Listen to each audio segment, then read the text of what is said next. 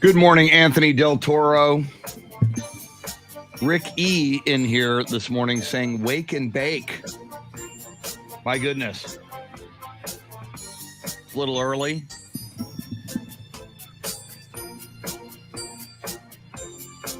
Spurs rodeo road trip begins tonight. Bill Schoening shall join us.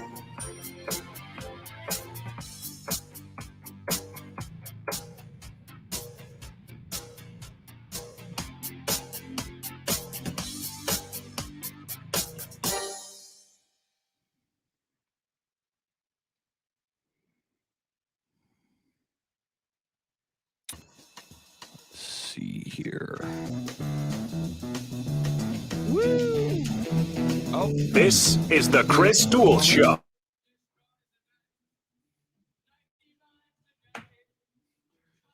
Facebook is rude to us on music.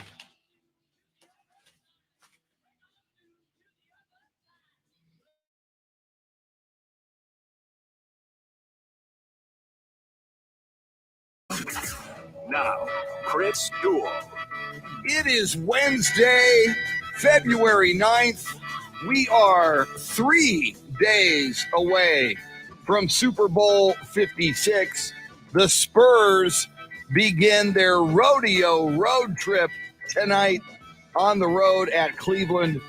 We will have the voice of the San Antonio Spurs, Bill Schoening. He's going to join us at 8 o'clock. And a guy we often or usually have on Thursdays, James Allen, on the board and on the selection committee of the Pro Football Hall of Fame. He'll be flying tomorrow morning to the Super Bowl to Los Angeles. So we're going to grab him today, the day before he heads out to L.A., talk NFL football with him, talk all things Super Bowl and more. It's the Chris Duel Show with Shannon, Salty, Sweeney. Dave OEHLER is your Soundscape stylist. If you're on the live video feed, he is wearing his nondescript Bill Belichick Patriots, only without the Patriots logo, hoodie. Shannon, Salty, Sweeney, that's not a hoodie, but a kind of a sweat, kind of a warm-up jacket. So yeah. we're pretty much dressed Cozy. Appropriately for February 9th. I think so. Yeah. It'll be, of course, like... But most importantly... It'll be like 68, I think, today at some point. But, of course, when you walk out in the morning, nice. It's ridiculously cold. Yeah. Now, yesterday was a crisis day, so you are... you had no coffee yesterday. Did you procure some coffee this morning? I sure did, Chris. I sure did. And I don't understand, the water boil notice came out kind of late on Saturday evening. And, you're getting texts from the city and you're getting it in multiple languages. You're getting emails. All the different companies are emailing you. Everyone is making sure that you boil your water. I woke up this morning and I had to go to one of our local news show pages to figure out if we were still under this boil water notice. We're not. But I want the same information spread to me the way, they just were like, they'll figure it out. We don't need to text them to be like, yeah, you can have your water now. I'm not happy with the city about that, but I am happy that the boil water notice is over. I have my Dunkin' this morning. Everything is right in the world. It's a good day. It's a good Wednesday. Thank goodness. I felt bad yesterday drinking coffee, knowing you were deprived of your coffee yesterday. So now I can drink coffee without guilt this morning. Yes, now, sir. All right, let me get this straight. So there was a text from the city of Austin originally saying, hey, man, boil your water. We got a problem. Yeah. So there was an original text, but not a follow-up text saying all clear. Yes. Saturday at 8:04 p.m. is when I received the boil water notice in 2 separate languages. And also links nice. to let you know how to boil your water, how long to boil your water, and nothing. I've received nothing since then about, hey, the water's fine now. You're good to go. Yeah, It's that rude. ain't cool. That if you're gonna it was a health issue, so I'm glad they texted originally. But yeah, there needs to be an all clear text. And again, they've got the technology. They probably just press a button and everybody's phone number who's registered and people who pay water bills, it goes out to them. I would think it's not that tough, right? To send the text. Yeah. I don't know specifically how that works, but I assume it's automated. Right. From the same place you sent that one to say, hey, don't drink water, send one that says you can drink your water. Yeah. All right. Well, I'm glad you found out. That's a very, very good thing. We got a lot to talk about all morning. Obviously, we're heavy into the Super Bowl, as we should be, as God intended. But all kinds of things happened since we were with you 21 hours ago. Lots of happenings in the NBA. College basketball, number one, Auburn got knocked off last night. Michaela Schifrin in the Olympics, Shannon. And, she was the coming into this, probably the face of Team USA in these Olympics. And once again, she had a problem at the beginning. She was, as we talked about yesterday, 11 seconds into the giant slalom, she was gone. She, disqualified. It's very similar result in the slalom, a different event, but another one she was expected or at least favored to get a gold in. Yep. So far, she's one of the big stories of the Olympics, and not in a good way. Yeah.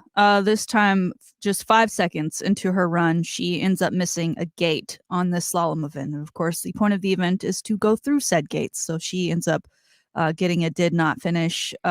You're right. She's the face of this Olympics, especially for the women's side. And she's a huge story. They told the story prior to her first run of the Olympics about how, she lost her father. He was such a big part of that last Olympic run for her. She took some time away from the sport following his death, and then realized, he'd want her to continue. And, I think a lot of people are disappointed. The U.S. medal count right now is not where we typically, I think, as Americans would expect it to be.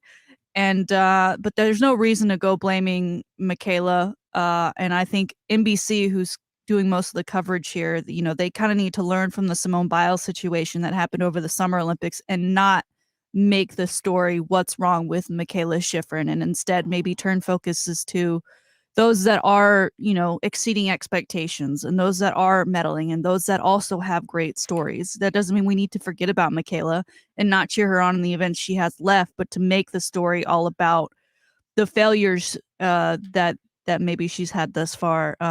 We need to be careful not to make that the story of the Olympics, because then it's just going to be Simone Biles all over again. I think you bring up an amazingly spot on analogy, because everybody talked about Simone Biles kind of got the yips. Here she was, arguably the greatest living gymnast at the time, going into those Tokyo Olympics, and things that her body was trained to do, muscle memory in the world of gymnastics. It wasn't there for her, not in the same way it had been for years and years and years. One of the things Michaela Schifrin said in her post-race press conference yesterday, or post-event press conference, she said, quote, "It makes me second guess the last 15 years. Everything I thought I knew about my own skiing and slalom and racing mentality, just processing a lot, for sure."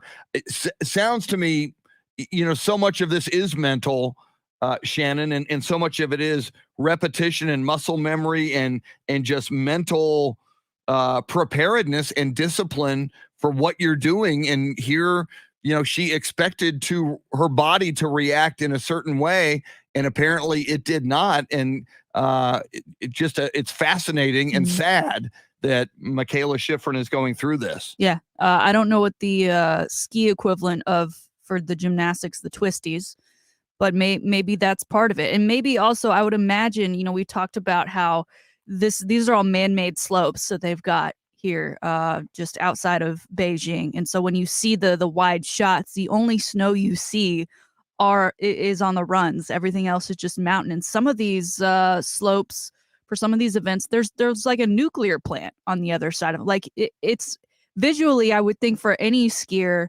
in these events, it's just not what you're used to. Maybe easy to get distracted. There's also those ice patches.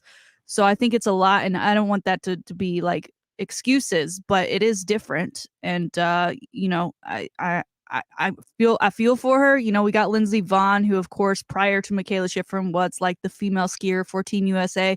She's tweeting support for her, keep her head held high. You know, there's more events for her going forward. But again, I just don't want the story to become, wow, what a disappointment, because there are plenty of other athletes who are doing their thing and making Team USA proud, adding to that medal count. One of which actually is a great comeback story, who in 2006 actually ended up not getting gold. She races in snowboarding, and her name is Lindsay Jacobellis. She was the front runner in the snowboard race until the very final jump, just before the finish line. She took a tumble, was not able to get back up to finish that one in time. And so that was a huge disappointment for her on a personal level. Also, you know, everyone who was cheering her on. I mean, that was a huge kind of letdown, everyone gasp kind of moment. And now here she is, 16 years later, 2022 Beijing Olympics, and she does that race once more. She wins gold, and not only does she win gold for herself and for her country, but it's the first gold of the Winter Olympics for Team USA. Very, very cool. And we love stories like that. And to your point, you know, we have to be sure, and obviously it's the media that covers the Olympics, and certainly television coverage of the Olympics. It's stories like that, triumph, personal triumph stories, and ultimately we love it when you triumph for Team USA, just because that's the way it is.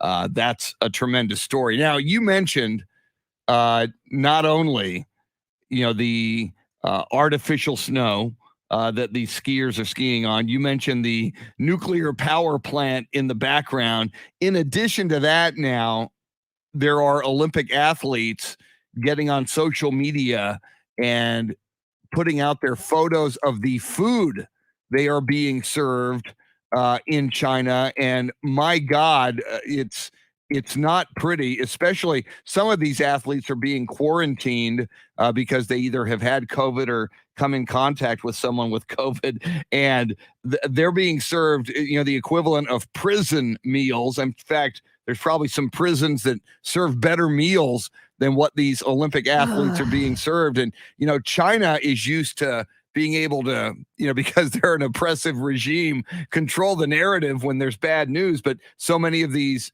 Olympic athletes do have social media and do have Instagram and are putting these photos out there.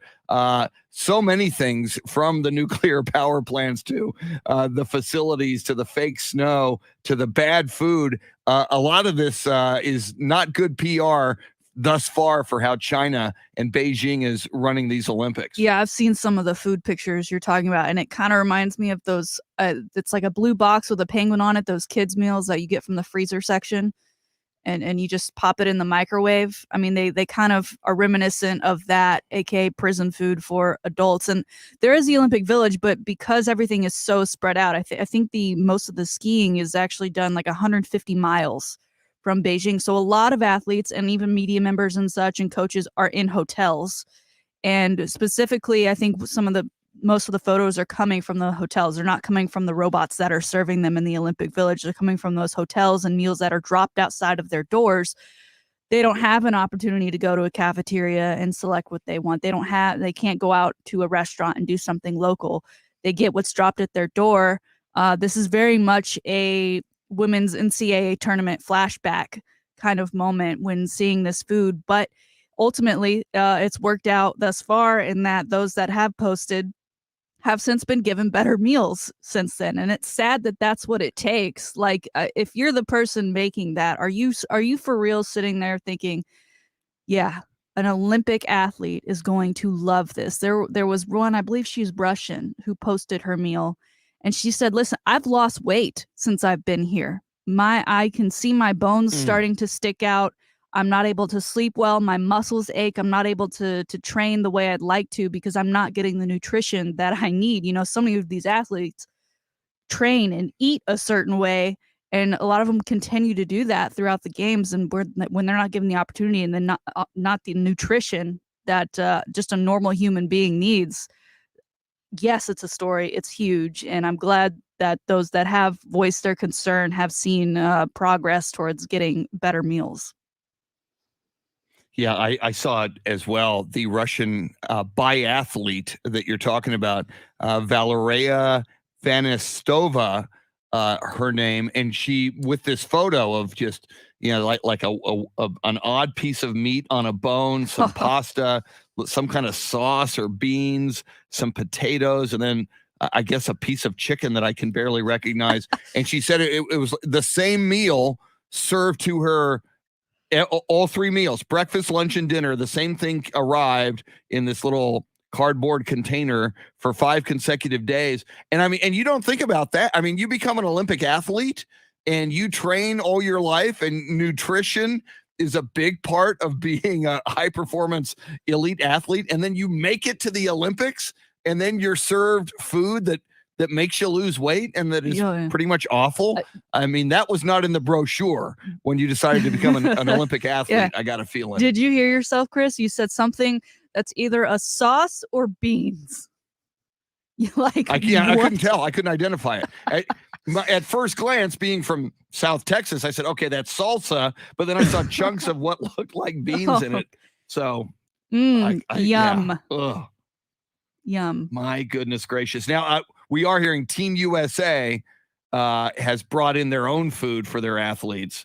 So Team USA had the vision to see this before it happened. All right. We got lots to talk about. We will talk with Dave OEHLER, our Soundscape stylist. In fact, we'll have to bring it up with Shannon. Charlie Parker brought up a Super Bowl party conundrum, some Super Bowl party etiquette questions that apparently in this building, there are mixed opinions on what you should do at a Super Bowl party if you go down this road. We'll explain that to you coming up as well. Speaking of Super Bowl, a very cool story coming up for the high five play of the day. We will get into that. So much going on in the NBA last night. In college basketball, number 1 Auburn gets knocked off by Arkansas. Tough times for the Lakers, the Clippers, the Brooklyn Nets. Bill Schoening, the voice of the San Antonio Spurs, going to join us at 8:05. Spurs rodeo road trip begins tonight. 8 games on the road beginning tonight at Cleveland. We'll talk about that. James Allen from the Pro Football Hall of Fame getting ready to go to L.A. and go to the Super Bowl. We'll talk Super Bowl with him. She's Shannon Salty Sweeney. He's Dave OEHLER, your Soundscape stylist. I'm Chris. Thanks for hanging out with us till 9 on the Chris Duel Show.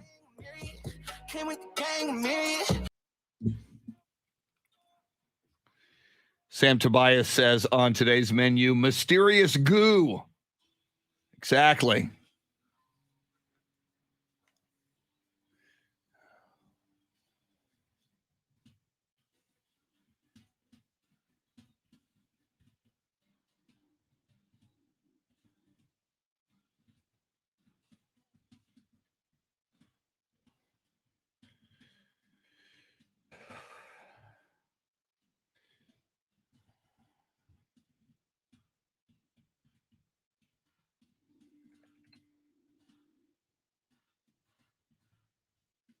Okay, let's see here. See who I see. Rick E., who said wake and bake. Anthony Del Toro, good morning. Amber, a.k.a. Foamfoot 420, says happy hump day. Steve DiRocco, the original rock, the original Italian stallion, and co-founder of the San Antonio Polar Bear Club. Bear is spelled Bexar, by the way. Sam Tobias, Old Praise, Gregory Charles Popovich, Anthony Del Toro. Am I going with the Simpsons Super Bowl prediction? Yes. The Simpsons predict Bengals. Lots of people going for the Bengals, including me. I hope we're not disappointed. A link there, media mogul Byron Allen says he'll bid for the Broncos. I'll have to check that out. Hector Gomez, good morning. The pride of Central Catholic High School. Anthony says we came on really late on the radio. I don't know why. I just talk into the stick here. That's all I know what to do. I let technical people like Dave OEHLER handle all that other stuff. James Rippey with coffee emojis, which reminds me I need coffee. I'll go do that in a sec. Luisa Alanis, good morning. John Williams reminding us it is National Pizza Day. We will have to get into that. Tracy says he's pretty sure the medal count of the United States is Obama's fault. Yeah, I would think so. Michaela Schifrin's issues must be Obama. Good point. Jesse Bratton, good morning. Let's see, who else do we see? Ryan Pepe Brown from Wisconsin. Eric Winchester. Ryan in Wisconsin says, damn, I miss Texas. Marcus Valdespino. Beth Settle. Good morning, Beth.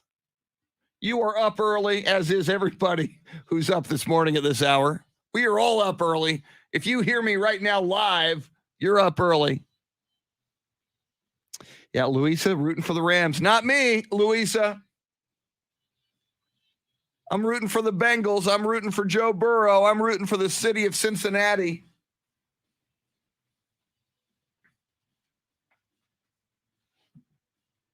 Although, when the game's over, and if the Rams win, and they are favored to win, Jesse Bratton with the final score right there. You are on the record, Jesse. You called your shot, man. This video, if you nail that score, Jesse, you can come back on YouTube or Facebook or Twitter, and you can say, I nailed and you can screenshot that, man. Say, I did it. I called that on Wednesday, February 9th. Shannon and I and Dave, well, Dave won't be here Friday. So maybe we'll have to get Dave. We got to remember, you're not here Friday. We got to get your Super Bowl pick tomorrow. We want to all pick the final score. In fact, I should ask James Allen that as well. Give me a final score. We're going to see if anybody can nail the final score.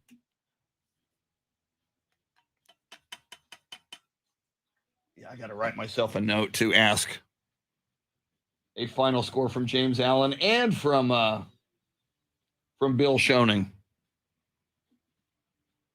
Since, I will talk to Bill on the Spurs broadcasts tonight and Friday, but as far as this show, he won't be on again until next week, so we'll have to get a pick from him. Marcus Valdespino, 55% of the betting money is going to the Rams, 45% to the Bengals.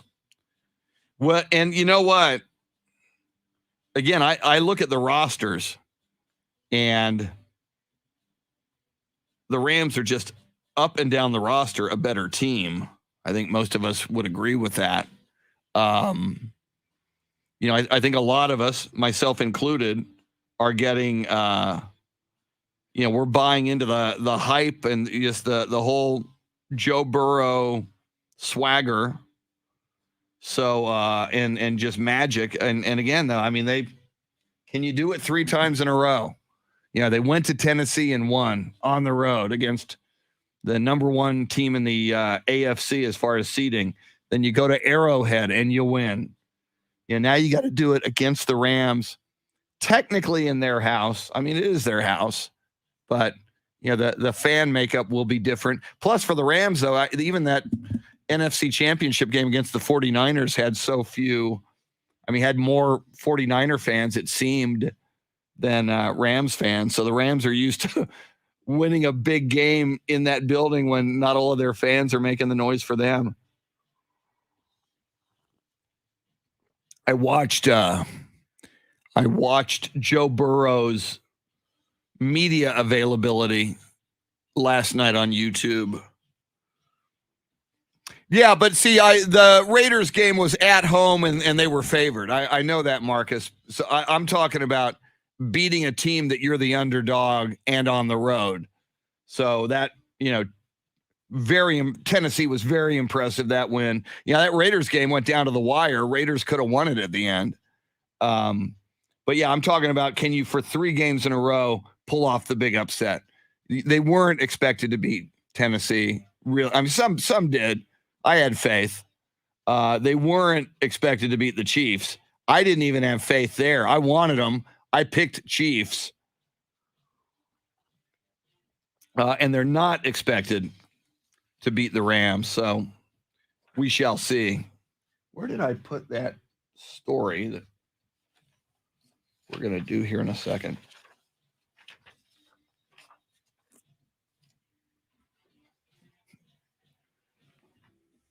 Joe Garcia from Pueblo, Colorado. Welcome in. 27 degrees in Pueblo.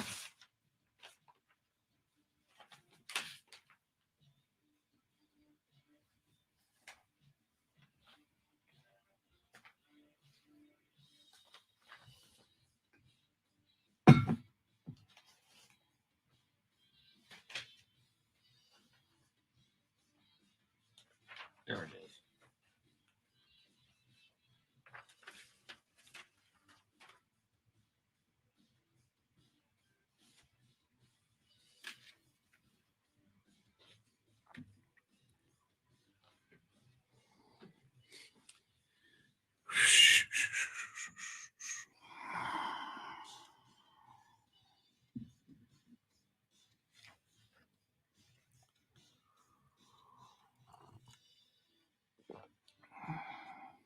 Oh, I've got to write myself a note. I got to do R&R auto glass spots at some point this morning. Okay.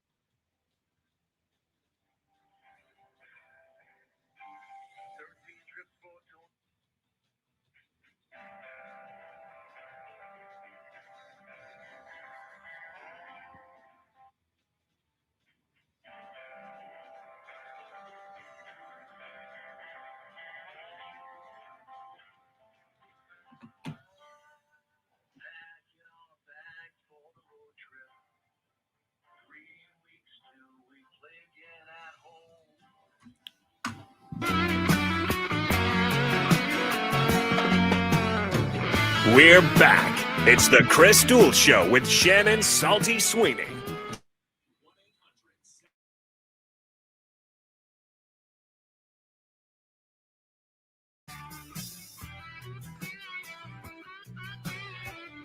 Welcome in. Some Eagles for you. Little Hotel California submitted for your approval by the hoodie-wearing Soundscape stylist, Mr. Dave OEHLER. Before we do our high five play of the day, and oh, by the way, a little bit later, your chance to win $1,000 at 7:20 and at 8:20, the grand in your hand cash contest. We'll get into that. Dave OEHLER, how are you, sir? Doing good. Very good. And I take offense to calling this the Bill Belichick hoodie because it still has sleeves. There's nothing cut off underneath. Oh, that's true. And I paid way too much for this hoodie to be cutting the sleeves off. I don't make that Bill Belichick money. So when you put on that hoodie and you walk by a mirror, you don't kind of feel like you're a little bit like Bill Belichick? Bill Belichick-ish? No, I don't. You don't have that, I don't feel anything that like vibe going on? But a lot of excitement going on in the hallways here, though. Yes. We will, in fact, let's go ahead and we'll preview that, and we'll sound off on it on the other side of the high five play of the day. Do you care to relay this to Shannon, Charlie Parker, who works down the hall at 1200 WOAI, a San Antonio radio legend and a South Texas radio legend and a huge sports fan and a man who's been to many, many Super Bowl parties, posed an etiquette question. Do you care to relay it? Well, if I remember correctly, it's if you bring beer to a party, like say you're bringing. And he said a Super Bowl party. Super Bowl party, and say you're bringing a 12-pack. Yes. And you only drink, say 5 beers out of that 12-pack. Do you take that beer? Do you take that beer home with you, or do you leave it there for the host? End of the party. So, and we will each answer that in just a moment. So and I want everybody to think about that. You're going to go to a Super Bowl party. You're a beer drinker. You take a 12-pack of beer to the party. You watch the game, and you only drank 6 of those beers, let's say. If you're me, you probably drank 10, 11, but you only drank 6 of them. At the end of the party, do you go to that fridge? Do you go home with what's left of the beer? In a moment, we will pose that question to Shannon, Salty, Sweeney, to Dave OEHLER, to me, and to you. We're 3 days away from the Super Bowl. We got lots to think about. I mean, when do we go to the bathroom? The commercials are going to be great. Can we get a TV into the bathroom so we don't have a problem? I mean, all of that. We just got to figure all these things out by Sunday. And speaking of the Super Bowl, it is time for our High Five play of the day. Appropriately sponsored by High Five, 2 locations in the Austin area. Shannon, since I was just babbling about Super Bowl etiquette with Dave there, why don't you tell the people about what they'll find at both of the High Five locations in the Austin area? Well, if you make plans to watch the Super Bowl at High Five, the only Super Bowl etiquette you need to be aware of is tip your servers and your bartenders well, as you'll be there for quite a while for the entire event. But I assure you that they will serve you great food and great drinks. They've got new cocktails just for the new year, so get over there, try them out. If you're not big into halftime, you know what you can do during halftime? If this halftime show just isn't your thing, you can hit up the arcade games. You can bowl around. You can hit up some darts. You can maybe play a round of laser tags. There's plenty for you to do if the entire Super Bowl interests you. Maybe you're only there for the commercials. Maybe you want to be playing and doing some of those other High Five activities during the game. It's a great spot for anybody who's just wanting to turn on the TV on Sunday night and catch whatever their favorite part is of the Super Bowl, America's favorite holiday, in my opinion. 2 locations in Austin, one in Lakeway, one in Central Texas. And today's story, because we are talking so much Super Bowl, does involve a Super Bowl-like connection, and that a Bengals fan, he went viral following the AFC Championship game. His granddaughter took a video of his reaction of that AFC game. As we recall, it was won on another Evan McPherson field goal. His name is Jim Lipscomb. He's 86 years old, and his reaction was so genuine and so authentic that this video went viral immediately on Facebook. Bengals fans latched onto this, wanted to know how they could help him get to the Super Bowl, to which his granddaughter set up a GoFundMe, and in a matter of days, donors had raised $42,000 to send not only Jim to the Super Bowl, but a caretaker as well. I love this. Jim was a super fan. He went to their first NFL game in 1968, and even though the Bengals lost, and they actually lost to the Chiefs in that game, he went out and bought season tickets. So he's been a fan for a very, very long time. It's going to be exciting. I love these stories, Chris. I don't know how there are so many of them, but because Super Bowl tickets are like the Holy Grail and they're so hard to come by.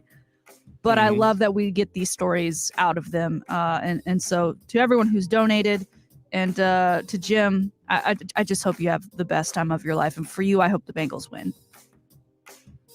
Yeah, and I'm looking right now, Shannon, and you, as you mentioned, it went viral, and he's crying. He's in tears of happiness when the Bengals beat the Chiefs and go to the Super Bowl. And as you mentioned, he's 86 years old. He was at the first game, as you mentioned, in 1968. So from moment number one, he was a Bengals fan. And I love that they lost that game to the Chiefs. And so they come back and they beat the Chiefs. For him to go to the Super Bowl, my gosh, that's got to be one of my favorite stories this week and of Super Bowl week that this guy gets to go. That's so cool. And kudos to his daughter for having the vision to start the GoFundMe page. Granddaughter. She was a granddaughter who did this. Great idea. So cool. And the other thing that occurs to me, crowdfunding, that's a relatively new phenomenon. I know it's been around for years, but it hasn't been, 20 years ago, this wouldn't have happened. So I just love, I love that it happened. We've talked so much about fans doing things and pitching in. We talked about those Chiefs fans pitching in for Josh Allen's charity after the Chiefs beat the Bills in that wild overtime game. So in this case, coming together for an 86-year-old fan who loves the Bengals so much, he was in tears when they won. For him to be at that Super Bowl with a caretaker, because you look at the video of him, he's 86. It's not like he can go and get off at LA International and get the rent a car and bebop around. He's going to need some help. So great story. I love it. That's so cool. Yeah, I'm a big fan of all of those stories. Another one I saw that happened because of TikTok is like a Cincinnati art teacher. Students every day were making TikTok videos until they got recognized in a way that would help send that art teacher to the game. And I do believe now that teacher is going to the game. I guess she's going to need that Monday off. But Cincinnati, I guess they already have that day off. I keep forgetting they did that. That's so cool. Come on, rest of America. So just because it's not your team. Yes. Everyone should get that Monday off. Except for us. We have to talk about somebody's got to talk about it. Might as well be us. True.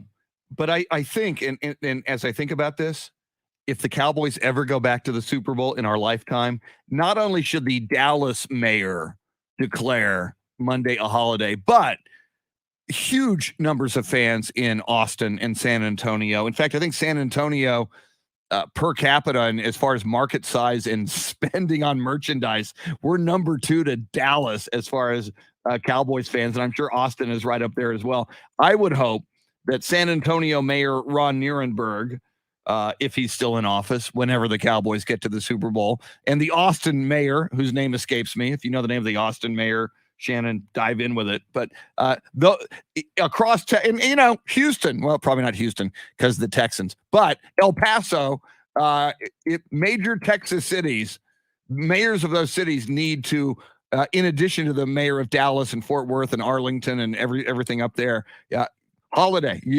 This should become a tradition now. If your team goes to the Super Bowl, certainly that city should declare the Monday after a citywide holiday.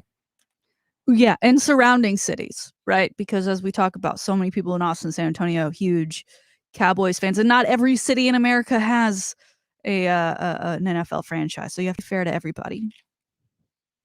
Yes. Okay, Shannon, it's time. First of all, and we'll talk more about this, I'm sure, in the next 3 days. First of all, I don't like Super Bowl parties. I don't like the noise. I don't like the distraction. I don't like somebody trying to talk to me during a Super Bowl unless they're talking about the game and know a little something about the game. I have been at Super Bowl parties, Shannon, and people just talking about inane, stupid things while I'm trying to focus on the game. Like you, Shannon, like Dave Ehler, I love NFL football. It's like the final chapter of a great novel that we have been reading since last summer. And here's the final chapter. I want to read the final chapter. I want to enjoy it. I want to soak it in. I don't want distractions. So years ago, I stopped going to Super Bowl parties. I watch it at home. I watch it with my wife, Beth, who is from Cincinnati. So that's going to be a lot of fun on Sunday. However, Charlie Parker from down the hall, and you have met him, Shannon, you know him. He poses the question: if you go to a Super Bowl party with a 12-pack of beer and you put it's somebody else's Super Bowl party, you put it in the fridge and you don't drink all of that beer. And for argument's purposes, we're saying you drink 6 of the beers. There's 6 left. Game's over. Party's over. You're going to go home. Do you go to the fridge and go home with your beer? Shannon, Salty, Sweeney, how do you handle that situation? Here's what I do. Because before you leave any party, you always go and you thank the host, unless you're going to Irish exit and you're close enough with the host that you can do so. But in this case, you would thank the host, right? Because the Super Bowl party is a lot. It's a lot of food. It's usually a very high energy space. So you thank the host. And in that process of thanking the host, you say, listen, I brought this beer. There are a couple left. Because depending on how big that Super Bowl party is, if everyone brought beer, and like me personally, I don't want all that leftover stuff, right? It may be beer I don't like. I may just know that I'm never going to be able to drink it all. I may want to not be tempted to drink it all because beer has, I don't want that beer gut, right? That's part of, like, in football season, that is my off season as well. Like, I got to get the body back in summer ready, and beer is usually not helpful towards that. So I would offer, and if the host says no, leave it, then there it is. That's fine. That is my gift to you as the host of this party, as well as my presence at said party. But if they say, you know what, take it, then I'll go ahead and take it home because I brought it. I must enjoy that beer to begin with. That's a very smart move. Leave it up to the host. Just ask the host. Dave OEHLER, your situation, you've debated this morning with Charlie Parker. I don't know how you answered it. You bring the 12-pack of beer. Super Bowl party's over. You still got beer of yours in that fridge. What do you do? I'd leave it. And because as far as I'm concerned, it's the host now. And to me, taking your beer back would be like giving the host a bottle of wine and drinking half of it and then taking the rest of the bottle back with you. Wow. Yeah. Well, and a lot of people, if you're invited over for dinner, and I know it's Super Bowl party's not exactly dinner, but a lot of people will bring a bottle of wine to the host as a gift, as a thank you. As Shannon said, takes a lot of work and effort and expense to put on a Super Bowl party. So I'm kind of with you, Dave. If I'm bringing beer, and I also do this, I'm not only bringing beer enough for me, I'm probably bringing more beer, because there's nothing worse than somebody drinking all of my beer. And that's happened to me before. I bring beer for me at a party and I see other people drinking it. And then all of a sudden, third quarter, I want one of my beers and my beer's gone. I got to drink somebody else's brand of beer. That's horrific. So I'm bringing extra beer, but like you, Dave, and like a bottle of wine that I am bringing as a gift, I'm leaving it. And if I got some extra beer in there, that's, I might share it with some other people. Maybe there's a lady that I see that I go, here's a beer for you. There you go. And Shannon, I do differ with you. You said you don't want people leaving all that beer in your refrigerator. If I hosted the party and all of a sudden I got like 27 beers of various varieties in my fridge, I'm a happy guy. That's a little perk for hosting the party. Well, and, I think, like I know across America, like the garage fridge, aka the beer fridge, is huge for a lot of people. I don't have one. I did for a short while and I said, no, I don't want it. Like, take it away. I don't need the incentive to just be buying more things. And in the Costco age, right, that fridge space that's prime real estate. So I don't necessarily want it being taken up with beer that I'm not going to drink. Now, David Valles on the live video feed makes a great point. You should have drank all the beer. It's your fault. Come on. Are you an American? Are you nobody a Texan? Nobody goes home until all his beer's gone. Yes. There is that. Okay, is beer what we're drinking during the Super Bowl? Because I'm thinking I'm going to go vodka personally. And maybe close out with some wine. And that's a great point. Yeah. Well, and also in that same study, there was a thing they took and I don't remember the numbers now, but there was a percentage of people that bring like Milwaukee's Best, and then they see like a Modelo in there, they'll take that and leave the cheap beer for everybody else. That ain't cool. No. If you bring Milwaukee's Best or whatever you bring, you don't go drinking the high end beer that somebody else brought. Yeah. And no, but see, and a lot of times I would drink either a Bud Light or a Michelob Ultra, because I like light beer and less carb beer, and I can drink more of it. It doesn't get that hit. So it would always drive me crazy, Shannon, when I'd bring like an 8-pack of Michelob Ultra to a party, and then I see other people drinking it, and then all of a sudden it's gone. So then I got to drink, Lone Star. Not that there's anything wrong with Lone Star. It's just not my beer. So that could be an issue. And also, like, what... I have had parties where like people do bring their own stuff just because they maybe like a certain thing and they don't know what's going to be there. But most of the time when you host a party, you make it clear beverage and food will be provided, or BYOB or whatever. So this communication, I think, here is key. I think that's what we learned here today. Communication. Yes. And we're here for you for your Super Bowl. I still got to figure out bathroom assignments, and can we get a TV into the bathroom? Because the commercials are so great during the Super Bowl. I'm sure we'll touch upon that at some point. Coming up, a chance to win $1,000. It's the high five play of the day. Also in the 7 o'clock hour, Shannon's Salty Shakedown. Later on, Bill Schoening and James Allen. It's a huge show. Thanks for hanging out with us till 9 on the Chris Duel Show.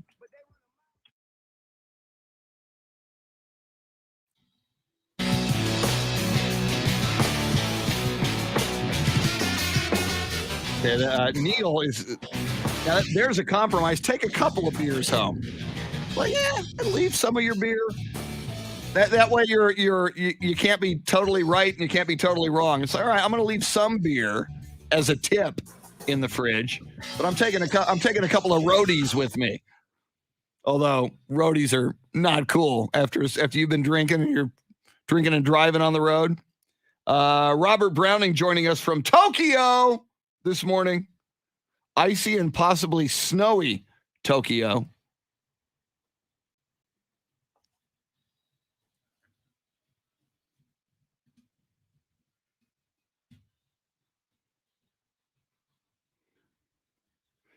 All right.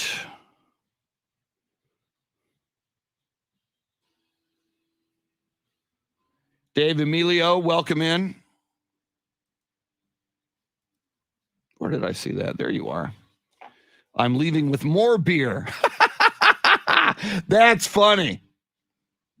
Yeah, we got somebody in the live feed. I'm leaving with more beer than I brought. Not only are you taking with the beer you brought, I'm grabbing other beers from that fridge. I am stocking up.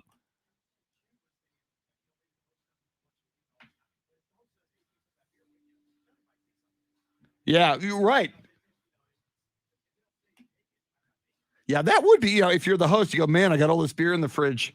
Take an assortment. Take some with you. That's a good idea. Yeah, and Louisa, I've done this before. I'm not proud. I've gone to parties, and I've brought in some beer, and I will have an ice chest in my car with emergency backup beer in case people drink my beer. So...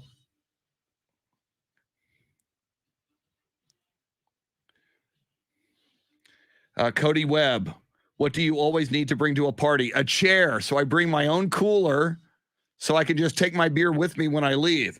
That's not bad. And you can sit on the cooler. So you got an automatic chair. And when you're sitting on the cooler, other people can't get to your beer because you're sitting on it. That is a possibility. Wow, look at that. Ryan Pepe Brown on this day 7 years ago. February 9th, 2015, Greg Popovich gets his 1,000th career win as coach of the San Antonio Spurs. Ryan, I am going to add that. I got to go check it out, make sure you're right. I'm sure you are. But I'm going to add that to sports history. 2015, Coach Pop. And as we know, he now has 1,500. Ryan, you get a producer credit for the show because when we do sports history, I added 2015 Coach Pop's 1,000th victory. So that will join the other sports stories. Going to the dentist in 45 minutes. That is an early dental appointment at 7:45.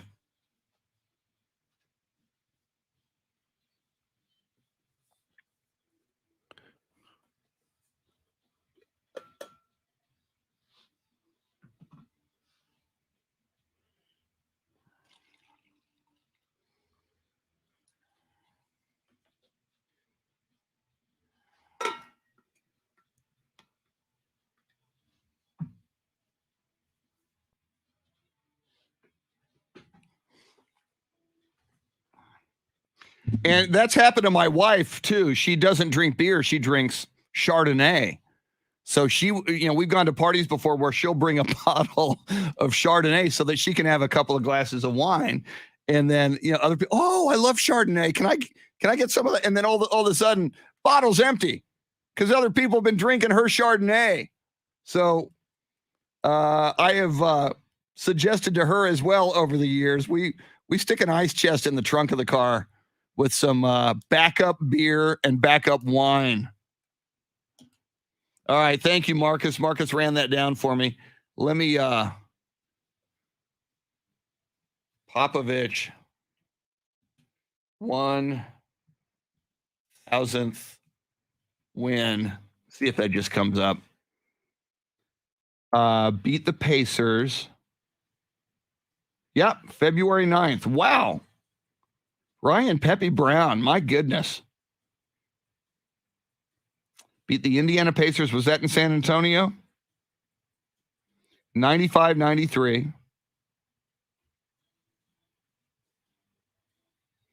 Wow, and at that time he was number 9. Ahead of him, Rick Adelman at 8, Larry Brown, George Karl, Phil Jackson, Pat Riley, Jerry Sloan, Lenny Wilkins, and Don Nelson. Right now, he only trails Lenny Wilkins and Don Nelson. And with 6 more victories, Pop will have more than anybody. Great work, Ryan Pepe Brown. In fact, where are you this morning? You told me earlier. I got to go find that. I will give you credit on that. Yeah, I think you said Wisconsin, right?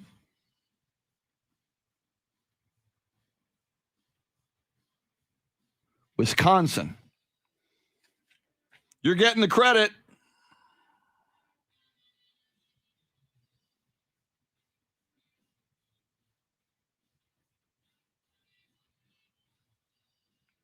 We do that segment at 7:35. I guess I'll just keep that up on my screen. That was a win over the Indiana Pacers.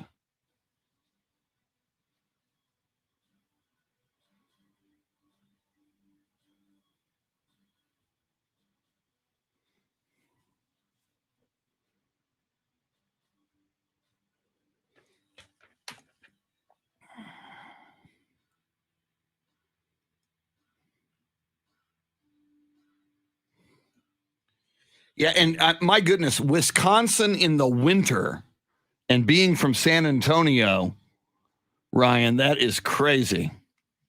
Yeah, okay, there's Lucinda. Okay, enough about beating the Pacers. Lucinda is an Indiana Pacer fan, an Indiana native, a graduate of IUPUI, who we reported yesterday is looking for basketball players. They're having open tryouts.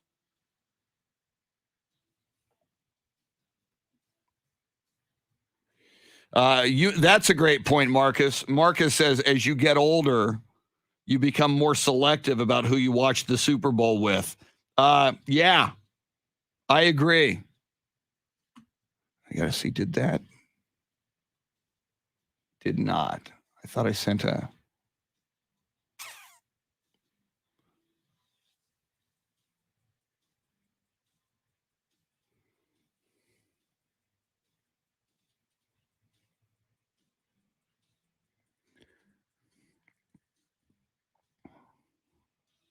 Yeah, I need to...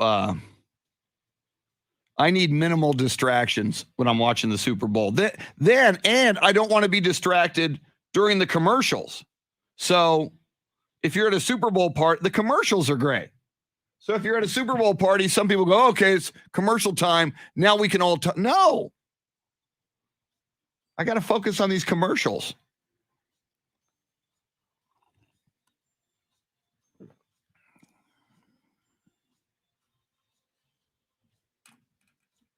So Robert Browning in Tokyo this morning, you win.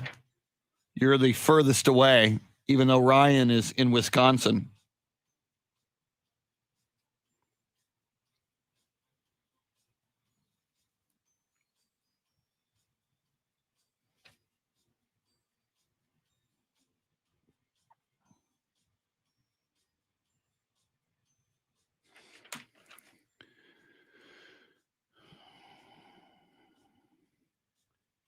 Wow, a Bishop Sycamore reference from Sam Tobias. They're not doing a sham like Bishop Sycamore.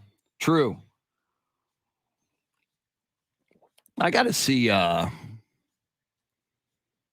if I want to learn about who makes that team. Which walk-on students.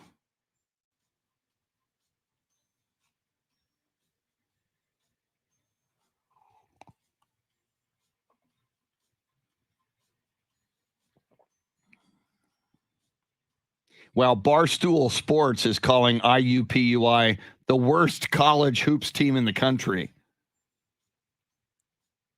I think they were like 2-19. I'll find out. 1-19. And that one win is over a non-Division I team.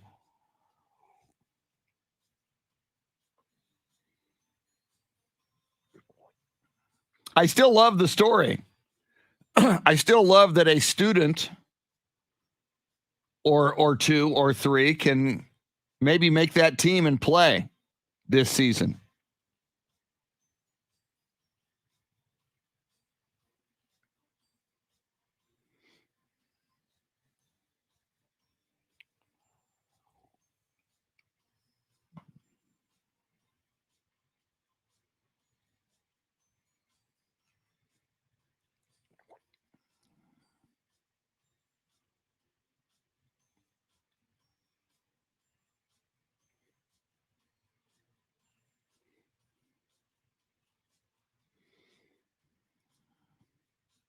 Ed Shannon, welcome in. Well, really, Ed? UTSA played them and beat them by 3. That's amazing. Yeah, Louisa, I'm with you. It's and I kind of feel that for regular season game Cowboys as well. Gonna go mute. Here we go. Who said here? Somebody.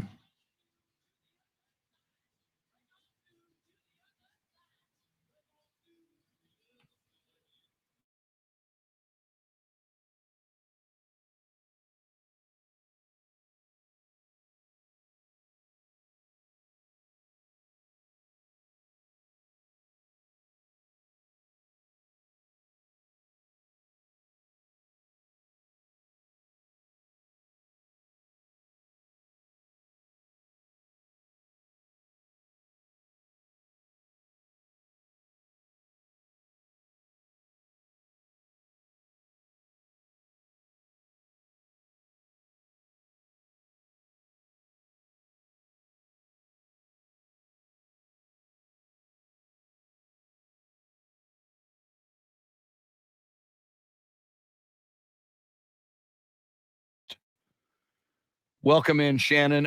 We brought up a question, and Shannon has also posted it on Twitter. If you go to a Super Bowl party and you bring a 12-pack of beer to the party and you don't drink all your beer and there's beer left of your 12-pack in the fridge at the end of the party, do you then go get your beer and take your beer home, or do you leave it as a gift, as a donation to the hosts of the party? Somebody, Shannon, right as we were going to break on the live video feed says, I'm leaving the party with more beer than I brought. So somebody said, I'm going to go get my beer, and ooh, I see some Modelo's. Ooh, I'll have that Corona. Ooh, I've never had a Beck's. Let me grab that. It's like bringing Tupperware. Go get your beer and just empty out that fridge and stock up and go home with more beer than you brought. Well, the opposite of that over on Facebook, because we got the question there too, because I know some people, they're all about the Facebook. Kevin says, leave it. That's why I host most of the time. So, if that host of yours, if it's a good friend and you already know that they're beer drinkers, just go ahead and leave it for them. That's a good idea too. That's a lot of ways you can go with that. So that was a fun one. So if you want to sound off on that one, we got it up there on Twitter. You can also still jump in on the live video feed, or if you want to dial us up at any time and talk about the Super Bowl itself or Super Bowl party etiquette, That phone number, 800-707-9760. Coming up in this half hour, your chance to win $1,000. Somebody will win $1,000 at 7:20. It may as well be you. The Grand in Your Hand cash contest will give you the keyword at 7:20. We do that all day on the 20s, beginning at 7:20. So we'll do it again at 8:20, and then across all the shows on both radio stations coming out of AM 1300 The Zone in Austin and Ticket 760 in San Antonio. I did see this yesterday, Shannon. Trevor Bauer, the Los Angeles Dodgers pitcher, who, the story came out last season during the baseball season. A woman got a restraining order against him. She had photos of herself having been bruised. She filed charges against him apparently the day after an encounter in a hotel that he says was consensual, and she alleged sexual assault, a lot of things that apparently he also did to her that were not pretty, according to her, while she was unconscious. The Los Angeles County District Attorney's Office yesterday ruled, after a 5-month review of the case, they will not file charges. Trevor Bauer will not face criminal charges. Apparently, he went to YouTube, did I think like a 7 or 9 minute YouTube titled "The Truth." 7 minutes plus yesterday, where he said those charges were false. Everything that happened with that woman was consensual. Some of the more awful things that she alleges never did happen. He said he didn't punch her in the face as part of the quote unquote rough sex. And oh, by the way, Shannon, the LA Dodgers owe Trevor Bauer $47 million this season for his services. So I guess a victory yesterday for Trevor Bauer.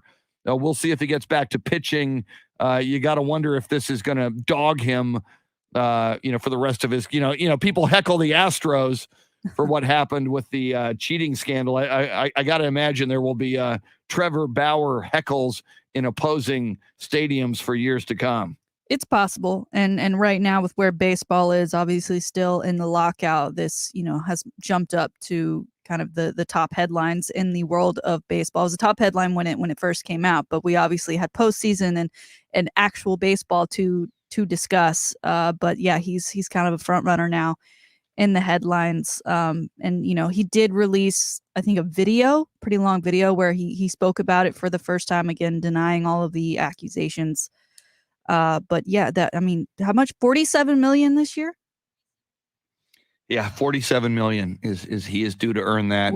He's under contract. They owe him, the Dodgers, and it was a leave of absence. The Dodgers and Major League Baseball didn't want him pitching right when this story came out last year, obviously. But now you have to wonder, and it still looks, it doesn't look good for Trevor Bauer. He was apparently soliciting encounters like this on social media. And even though he's off the hook here, you wonder, and in his video, he says a lot of the things that this alleged victim says happened were outright lies. And she did the morning after one of these encounters, she went and filed a police report, and she had photos taken of her face that was bruised. Mm-hmm. And she alleges that Bauer hit her multiple times, sometimes while unconscious, as part of this quote unquote rough sex. He says that never happened. I never hit her. Those photos you saw of her face, that's not what she looked like when I left her. You do have to wonder, Shannon, and I guess it is possible. I mean, in a case like this, I think the first thing we have to do is take these allegations seriously and believe the victims. For so long, women in these situations were shamed, were called liars. The male party would get away with it. But I guess it is conceivable that somebody like a Trevor Bauer could be, if he's out there soliciting, romantic interludes in hotel rooms, I guess it is possible he could be set up by somebody hoping to, I guess score some money from him. I don't know how he gauges this now, but a crazy story. And even though it was a good day for him yesterday, apparently he still, I think he's kind of tainted as far as baseball is concerned. Yeah, even with that Cy Young award that he was awarded throughout his career, it's just it's unfortunate all the way around, right? Because if this was false by that female, obviously, like you said, it's tainted Trevor Bauer, and it makes it harder to believe other women who do, and men who say that they've been abused, and that photo evidence is what they have, and people don't believe them because of cases like this. It makes it harder for true victims in the future. And I wonder just the decision-making process. You're Trevor Bauer, you're a multimillionaire, you're on top of the world, and yet you scour Instagram and social media looking to hook up with women for these encounters. Granted, if it's consensual, I guess that's okay. Mm-hmm. But I mean, something can go very wrong with that. Alvin Kamara, who we talked about yesterday, who was arrested after getting into an altercation and punching a dude 8 times, and his friends kick this guy on the ground. And as you mentioned, shatter the guy's orbital bone, his eye socket. You look at what Alvin Kamara did. You put yourself in this situation. And of course, maybe the worst of all, Deshaun Watson, who would solicit women for these massages over social media, and then allegedly, and according to about 24 accusers, he would be inappropriate and sexually inappropriate with them. It's amazing to me, Shannon, as an athlete, in the case of all 3 of those guys, in different circumstances, different stories, Trevor Bauer, Alvin Kamara, Deshaun Watson, that you would allow yourself to get where I'm sure Deshaun Watson could probably find women to give him a massage, and maybe some who would also want to do the funky things he wants to do consensually. You could probably find that. Trevor Bauer, you could probably find that without, scouring Instagram. You could probably find a significant other who would satisfy those needs. And Alvin Kamara, do you need to go into casinos and what are you doing out at 6:30 in the morning? The older I get, Shannon, nothing good happens after 2 in the morning, and you could even argue nothing good happens after midnight. The older I get, now I'm so old, nothing good happens after midnight. So yeah. It amazes me that some of these athletes who are on top of the world and have made it, you did it. You became one of the best at doing what you do, and you are at the height of your powers. You're still playing the game at a high level. All 3 of those guys are superstars, and that you would allow yourself to be put in such jeopardy that you could destroy your career forever. Yeah. And maybe never play the game again if things go south. I mean, you mentioned that word power. You have so much power, and you want to use it for good and not for reasons that some people, Alvin Kamara feeling like he is the man. If we thought the Pro Bowl wasn't already a joke, here's a all-star Pro Bowler who is out at 6:30 a.m. the day of the game. But also because you have power, there are people out there that will want to take that power from you and do things like we've seen stories of, whether it's they're in their DMs or they're making up stories outside. You have to be aware of your power at all times, and the fact that you are a figure that people will come after when you do good and bad. And yeah, it's hard to, I don't know what courses we need to start setting up now in college or whatever. But the internet, it stays undefeated, and what you put on there and what happens through technology, it's there forever. You mentioned Alvin Kamara. We're learning now that the NFL knew of the incident prior to the Pro Bowl actually starting, which is becoming a crazy thing because you wonder if they saw the video. The video has not yet been released to the public, so we only know what's been reported, and that was that Alvin Kamara did take part in the group that beat up this man. It's apparently he did not start the physical altercation, but that he was part of it. And you got to wonder if the NFL saw this video and then allowed him to play just because they didn't want the distraction that they were going to get no matter what, because this was going to come out, you got to once again question the NFL and where their loyalties lie. It lies the money. And again, and you mentioned, yeah. And Shannon, you mentioned the video. That's one of these things, rookie seminars for pro athletes. You've got to realize if you go in public, not only are there camera phones everywhere, so everything, Urban Meyer, that happened last year. He's doing what he's doing in his restaurant. A woman seems to be, getting very, very close to him, and somebody pulled out a video camera, and there you go. But even beyond video cameras, elevators have cameras. It's like everywhere we go today, there is a camera. If you're in public, there is a camera. Alvin Kamara should have known this. Obviously, if it's 6:30 in the morning and you've been out partying, drinking, probably, since 8 o'clock at night when you went out, or whenever, maybe you went out at midnight, you're probably not paying attention to that. But my God, it's crazy when these athletes allow their careers, which are amazing, to be put into that kind of jeopardy. All right, we are approaching 7:20 in the morning. We do this beginning at 7:20. We do it all day on the 20s until 6:20 at night. And yes, somebody wins $1,000 each and every hour. Somebody's going to win $1,000 right now, but they're not going to do it without the keyword. Here's the keyword. Now your chance to win $1,000. Just enter this nationwide keyword on our website. Happy. That's happy. Enter it on our station website now. That's a good keyword, because you're going to be real happy if you win $1,000. So go to both websites is what we recommend. That way you double your shots at the money. AM1300thezone.com, ticket760.com as well. And we'll do this again at 8:20 and on the 20s throughout. Last night in the NBA, Shannon, and we'll talk a little bit about this with Bill Schoening, who's going to join us in less than an hour at 8:05.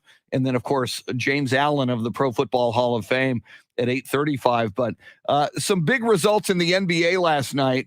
The Phoenix Suns just win again. They go into Philadelphia, take on a really good Philadelphia 76ers team, and Suns just win again, 114-109. Devin Booker, 35 points for the Suns. They've got the best record in the NBA at 44-10. And while the Suns, the Warriors, teams like that being praised for how well they're playing this year, again, the two LA teams, Shannon, plus the Brooklyn Nets, continue to lose. Last night, the Lakers were at full strength at home, and a lot of people thought, all right, the Lakers have had Anthony Davis out for a while. They've had key players out throughout the season. Now's the time for them to start playing like the Lakers. The Bucks, I think, at one point led by more than 30 points. The Milwaukee Bucks trounced the Lakers 131-116 last night, 131-116. Lakers are now 26-29. This is the first time, Shannon, since the 03-04 season that LeBron James has been on a team that has gone through 2/3 of the NBA season and is sub 500. So it's been a long time since LeBron has been on a team that is not this good, and that is happening. Clippers lose again last night. Memphis Grizzlies beat the Clippers 135-109. Memphis is another one of those teams, like the Cleveland Cavaliers, who the Spurs played tonight, that's playing much better than people thought. Grizzlies are 38-18 now. Clippers also sub 500 at 27-29.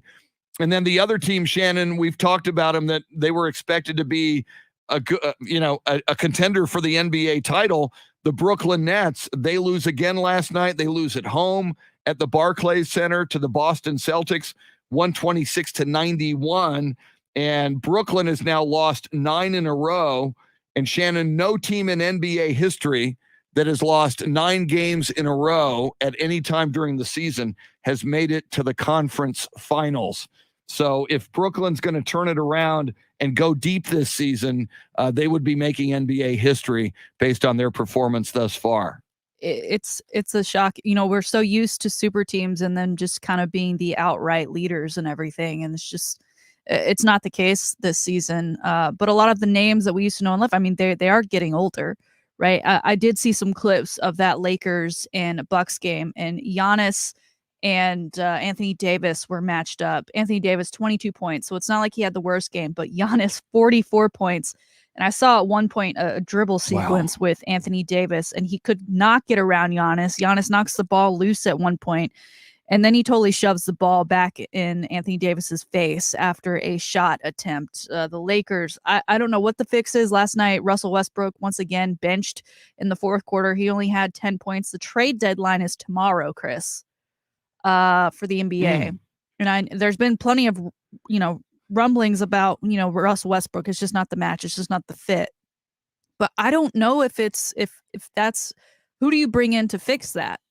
And who do you trade him for? And if that really is gonna fix it all, when you have LeBron who's in games and out of games, and Anthony Davis who, if you can't go up against Giannis, that you're supposed to be the Giannis of your team. I mean, the Bucks right now are looking pretty good after their championship run last year. The Lakers, I don't know if it's a new coach. I don't know, but it's not pretty. It's not what they envisioned when they signed all of these people in the offseason. Very, very true. And you talk about the trading deadline and a lot of people expecting the Lakers to do something. You look at that stat, and LeBron James not used to losing, the Lakers not expecting to be sub 500, but they would have to find a trading partner. They'd have to find somebody, A, who would want Russell Westbrook, and B, who would have the assets to trade for Westbrook and make the Lakers better. And, unless you're going to dupe the Spurs into trading you DeJounte Murray, who, oh, by the way, is a friend of LeBron James, and that ain't going to happen.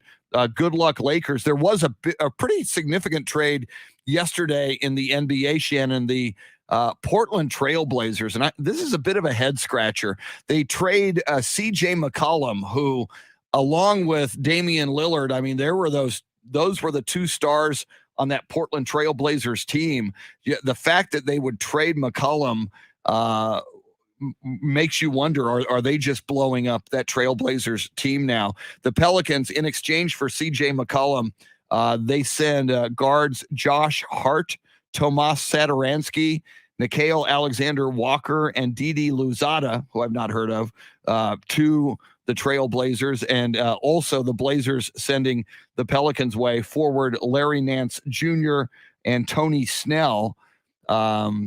I just got to believe, Shannon, you give up on CJ McCollum, who is a certified star in the NBA.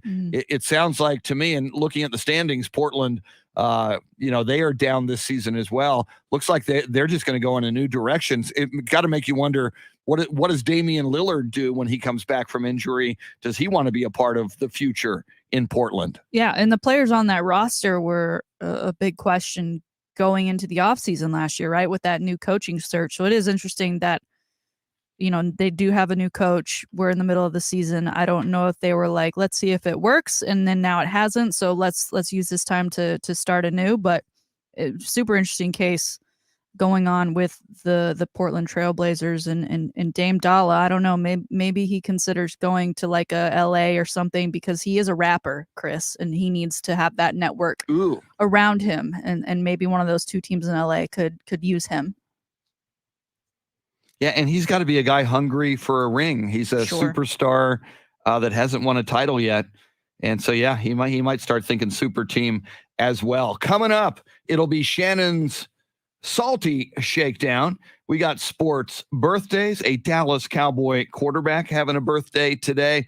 We've also got this day in sports history, a big day in sports history for Coach Greg Popovich. That was relayed to us on the live video feed. So one of our listeners in Wisconsin, in fact, this morning, Ryan Pepe Brown, getting a producer credit on the show this morning for making sure we included that on this day in sports history. We'll tell you what Pop did on this day in 2015 that was pretty significant. Speaking of the Spurs, Bill Schoening, the voice of the San Antonio Spurs, on the day that they begin the rodeo road trip in Cleveland, Bill will join us just after 8 o'clock. James Allen of the Pro Football Hall of Fame headed to L.A. tomorrow for the Super Bowl. We'll talk Super Bowl and more with James Allen coming up. Dave OEHLER, your Soundscape stylist. She is Shannon Salty Sweeney, and we are with you till 9 on the Chris Duel Show.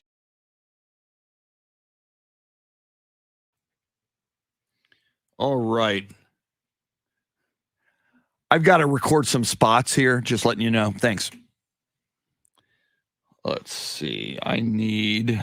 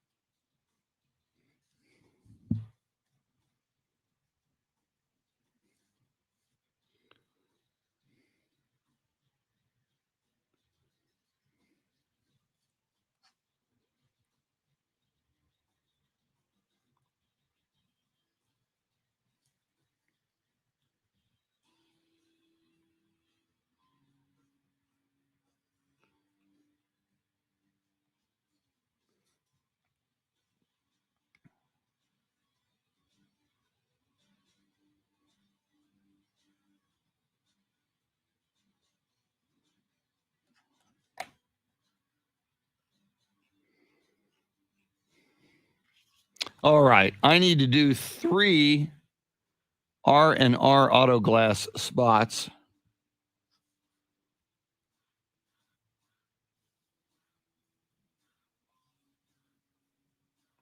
So I'm going to bang those out real quick. I'm going to go mute for a moment so you don't have to listen.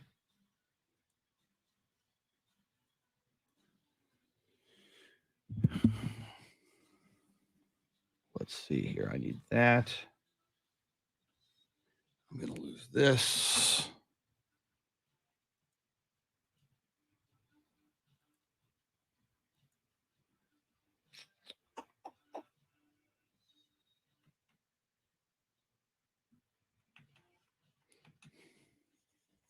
All right, back in a sec.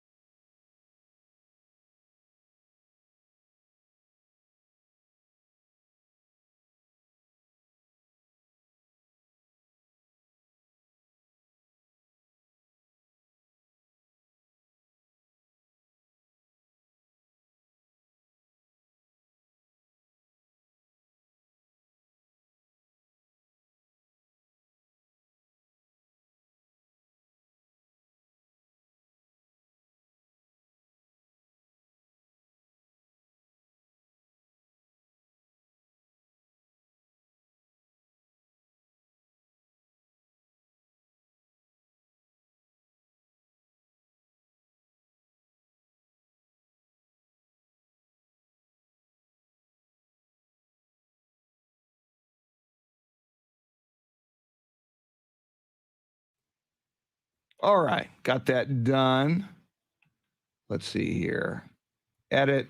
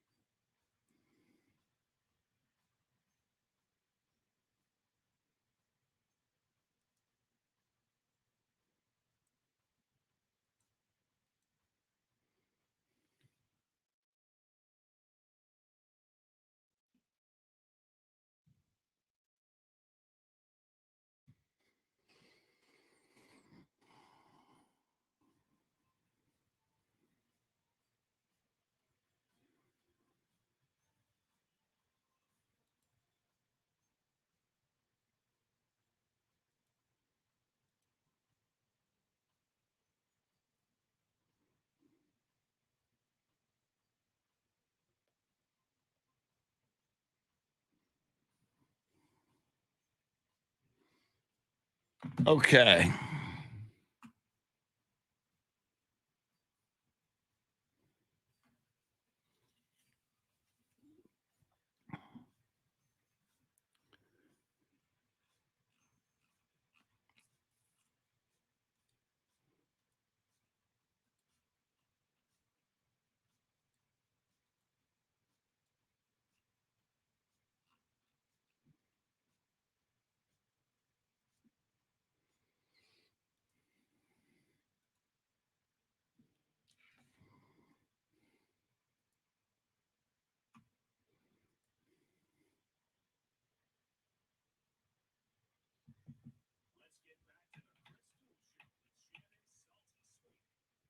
Find Chris and Salty on Twitter at Chris Duel and at Shannon B. Sweeney. Welcome in on this Wednesday, February 9th, 3 days away from Super Bowl 56. We're talking a lot of Super Bowl as God intended. In fact, we'll go even deeper into the Super Bowl coming up in the 8 o'clock hour. James Allen from the Pro Football Hall of Fame. He's headed to Los Angeles tomorrow to go to the Super Bowl. So we'll talk all things Super Bowl, all things Pro Football Hall of Fame with him. Bill Schoening, the voice of the San Antonio Spurs, in less than a half an hour. It is day number 1 of the rodeo road trip. And Shannon, that is our poll question for this morning. The rodeo road trip begins tonight for the Spurs in Cleveland. It'll be an 8-game rodeo trip. So we're asking, how many games do people think the Spurs are going to win? Hell, I don't know. And so far, the votes for this one, not so kind. Nobody saying that they will go 8-0. 6% saying they'll win 5, 6, or 7. 93% saying they'll win 1, 2, 3, or 4. But also nobody saying 0. So take what you will from that. Yeah, and I mean, they're not gonna Yeah, I'm hoping they go 4-4 or 5-3.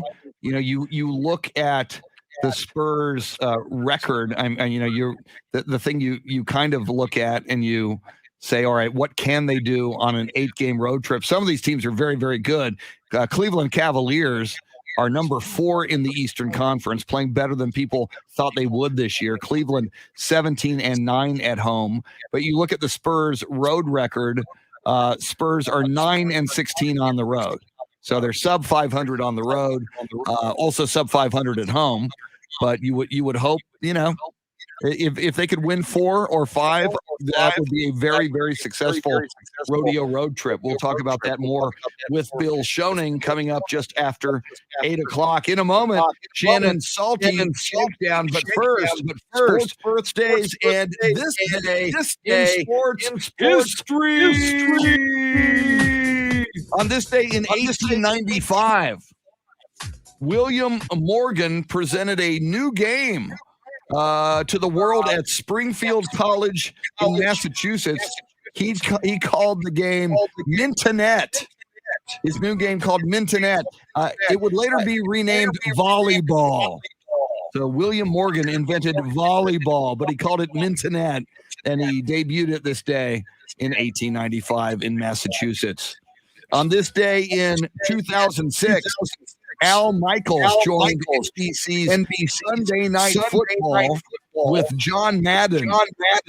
That kind of worked out for NBC. Al Michaels. Anything that John Madden was involved in was television gold. So that happened on this day. And finally, and we credit Ryan Pepe Brown, a San Antonio guy who now lives in Wisconsin, watching us this morning on the live video feed, reminding us that on this day in 2015, Coach Greg Popovich achieved his 1,000th win in the NBA as the Spurs beat the Indiana Pacers 95-93. Here we are, Shannon. Let's see, this is 2022. 7 years later, and he's got 1,500 wins. He's now sitting on 1,500. Pretty, and no other coach now has 1,500. That's pretty cool for one Gregory Charles Popovich. I hope everyone he comes across today wishes him a happy anniversary. Nothing else. Just don't even say why. Just make him think about it. That makes me happy to think that people might do that. We'll have to have Bill Schoening pass that along to Coach. Should Bill talk to him this today, getting ready for Spurs and the Cavs. That's your sports history. How about some sports birthdays?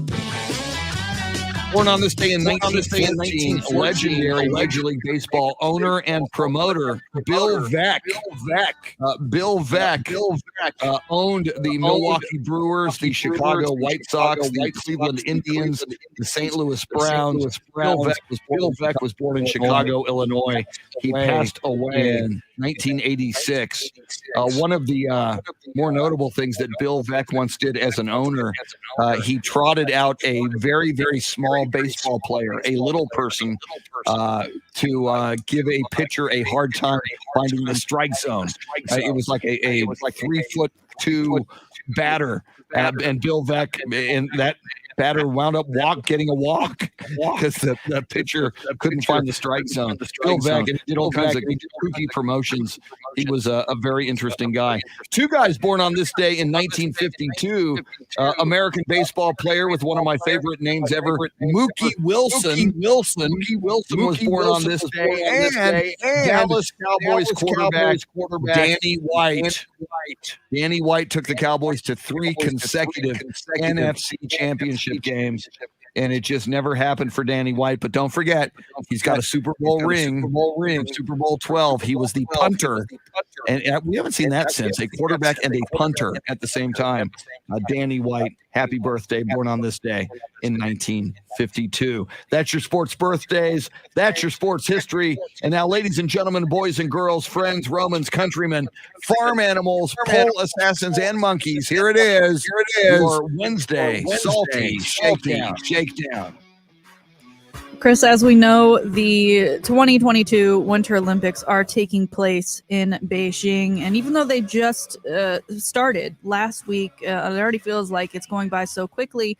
There are some events that are already over, one of which being female ski jumping.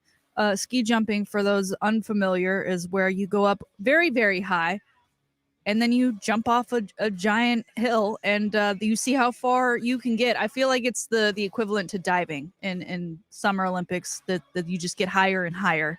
And then you see how far you can get. Well, the women did not get to compete in this sport in the Olympics until 2014. So it's still pretty new to the Olympic Games. And this year they added a mixed teams competition so that women could compete in another event.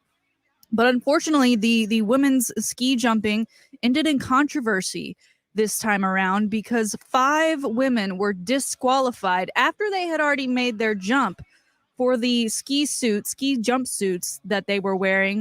They were ruled to be too loose, which that judges thought, okay, that allows you to get further. That's cheating. One of these women has over 150 World Cup starts, has been doing this sport for 11 years, and has never been told that the ski suit was inappropriate and not up to code for what is deemed okay in this sport. But not only that, Chris, what really blows my mind is that they let them jump. It's not like before they jumped. It's not like they had checks before the Olympics got started to allow them to make changes, whatever. They've been using these suits for who knows how long. They did trial runs probably before all this, and no one bothered to say or check and say, listen, you can't use this suit. Get another one or tighten this one up. They let them jump, and then they DQ'd them. There's been a lot of, we talked about the food earlier today on the show. There's been a lot of things that have not shone brightly on this Olympic run. And for this competition to end this way, with representatives from Germany, Norway, Austria, and Japan, 5 total women being disqualified in one single event for something like this after they've already actually competed. It's mind-blowing, Chris. And that is crazy. And isn't it interesting that, this happens to female ski jumpers and not men in this case? You just talk about China and how oppressive it is as a regime and as a country, and how probably misogynistic it is. And as you mentioned, some of these ski jumpers with hundreds of jumps in other competitions and never before disqualified for what they were wearing. If these judges and this Olympiad did not make this clear to these ski jumpers as they were coming to Beijing, hey, you could get disqualified for what you're wearing. You may want to rethink your equipment. If that wasn't done, and I'm assuming that wasn't done, this is just bogus. Mm-hmm. And I agree with you. Another black eye for the Beijing Olympics, and the list is growing by the day. It's reminiscent of the Summer Olympics when we had the women's volleyball and handball uniform discussion, when one team wanted to wear like the biker shorts instead of the bikini bottoms, and that was ruled, that they couldn't do that. Even though the men were running around wearing shorts. Hopefully in years to come, this won't be part of a topic of discussion. But here we are, 5 women disqualified from their Olympic dreams for something so silly. Second story today, Chris, I'm a big fan of Ted Lasso. The premise of that show, an American football coach jumps overseas to become a football coach in the world of soccer. And obviously there's some learning curves and fun that ensues because of that. But we have that story kind of happening in real life. And just as a reminder, it's been a year now since Ryan Reynolds and his friend Rob McHenry actually purchased the Wrexham Club. They are owners of a soccer club overseas, and they have now been with that team for an entire year. And so they're celebrating in what I believe is a very Ryan Reynolds thing to do. They posted a flyer and it says, "Dear Wrexham, firstly, thank you for reading this flyer. We weren't sure if anyone ever looked at these. Just a quick note to thank each and every one of you on our 1-year anniversary with the club. The love and adoration for Wrexham FC is unlike anything we've ever seen. That's why we've put up 365 aviation gin and tonics behind the bar. Have one on us until we speak again via a haphazardly posted flyer or otherwise. Cheers, Rob and Ryan." Of course, aviation is one of Ryan's, he's involved with that company. So it's no surprise that was the choice. But the fact that they're celebrating their 1-year anniversary with fans like this, I love it. It just adds to the story. And by the way, they're doing better than Ted Lasso fared in his first season. They're halfway through with 26 games on the season. They've got 13 wins, 7 draws, 6 losses. That has them in 7th place in their division. I love this story. It just keeps getting better. And I think eventually there's a show coming out about this. More documentary style, less Ted Lasso style. But I love Ryan Reynolds, and I love what he does, and I just love that he's involved in sports in this way. Well, and I was about to say that, and I didn't know that till you said it. There is a documentary in the works. I was thinking, especially the success of Ted Lasso and the fact that this is similar to that. And so many sports documentaries like a 30 for 30 can be fascinating. I think you've got all the elements there for a really, really good sports documentary on that team and on their quest to make it work. That's so cool. I'm happy to hear about that. McConaughey, take notes. You are a part owner of Austin FC. I have yet to receive any free beverages from that organization. All right. Finally today, Chris, we talked about some of the Super Bowl parties going on this weekend, specifically the Sports Illustrated one. That's got it's a high tab. It's going to cost them millions and millions of dollars to put that on. But I think I found the party that I officially want to go to. I'm going to go to Shaq's Funhouse party, Chris. And we'll have to ask James Allen if he's going to any parties, specifically this one, because it does take place on Friday. I know he'll be traveling tomorrow. Tickets almost sold out, except for the, of course, most expensive ones. The cheapest ticket you could get was $1,099. Not cheap, but I'll tell you what it includes. It's a giant festival inside and out. There are artists who perform, including Lil Wayne and looks like a high-profile DJ, as well as others. Carnival rides, Ferris wheels, games, carnival food, interactive circus performers going around. Probably the most important part to a lot of people, every ticket includes a 6-hour open bar, as well as complimentary gourmet bites from LA's most iconic restaurants. Now, I'm not as familiar as LA as you, so you tell me. Roscoe's, Kazunori. It's yikes. Pink's Hot Dogs. It's been a while since I've lived in LA, so Pink's Hot Dogs. I know Pink's. Okay. Pink's is like the best hot dog in LA. Yeah. Diddy Reese ice cream sandwiches. Not sure if that sounds new. Meat District, Papa John's. Of course, we're very familiar with Shaq being in those Papa John commercials. Daring Foods, and more. You can also get VIP tables, and they also promote it by saying, listen, this is a place that celebrities show up to. In the past, you've had Patrick Mahomes and his fiance. The last time he wasn't in the Super Bowl, they attended this Super Bowl party. Rob Gronkowski has been there before. Jamie Foxx, Migos, Patrick Mahomes, as we mentioned, Reggie Bush, Tim Tebow, T-Pain, plenty of celebrities to rub elbows with if you can get into this party. I think this is the one, Chris. If I could only go to one Super Bowl party, I think I'm doing this. I think it's also great that it's on Friday, right? Because that 6-hour open bar, you're going to need a day to recover before you then sit down and watch the Super Bowl. So Friday night, if anyone has an extra ticket and wants to fly me out there, I will gladly be your +1, because it does sound like a very fun time. Chris, does this one interest you any more than some of the others we've talked about?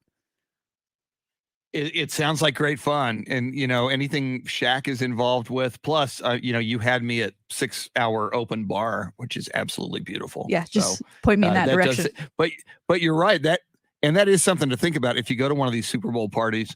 I mean, if it's the night before, the Saturday night, if you party too hard and you got a headache, then you got to be ready for the Super Bowl, man. You need recovery time. Yeah. So that makes total sense. But with the price tag like that, I'm getting all of the drinks, I'm eating all of the food, and like we were talking about Super Bowl etiquette, I may bring to-go boxes to take some of that food home and see if I can't sneak a couple of those liquor bottles out with me. There it is, today's Salty Shakedown. Outstanding salty shakedown. Now, you did mention that some Papa John's pizza is involved there. Today is National Pizza Day. Mr. Dave OEHLER has informed us. So just putting that out there. And by the way, I mentioned Pink's Hot Dogs is going to be on the menu there. Pink's the best hot dog in LA. Contrary to what people might think my position is, the best burger in LA is not In-N-Out Burger. It's called Tommy's, the original Tommy's Burger, which is a chili cheeseburger. The original location not far from USC, a couple of miles from USC at Rampart and Beverly Boulevard, which now is a very dangerous neighborhood. There's more Tommy's all over LA, but the original one, Rampart and Beverly, if you go now, you'll probably hear gunshots in the distance, if not right there on the corner.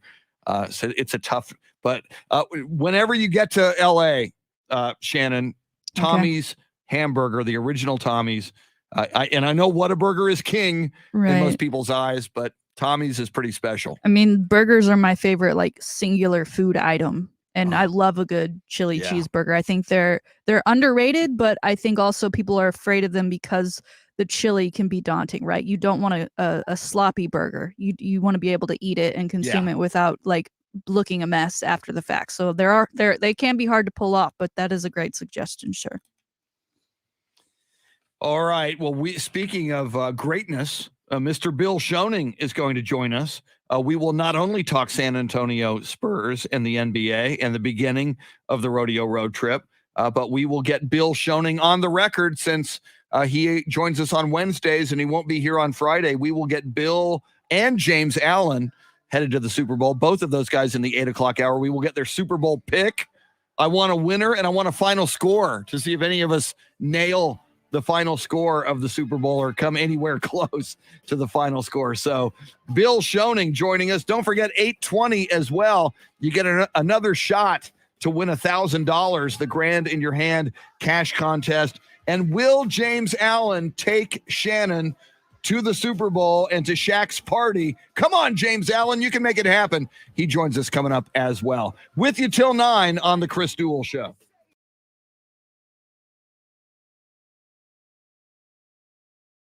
Thank you, Joe Garcia. Chris Gonzalez, you're right.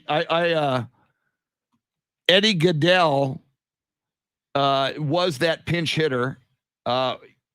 He did wear uniform number 1/8. I got the Wikipedia if anybody's interested. It was a hilarious and effective strategy move by Bill Veeck back in the day. Beatles history. Robert, I am aware. Robert, I have a photo of me. In fact, I got to check my time hop, see if it's up there too.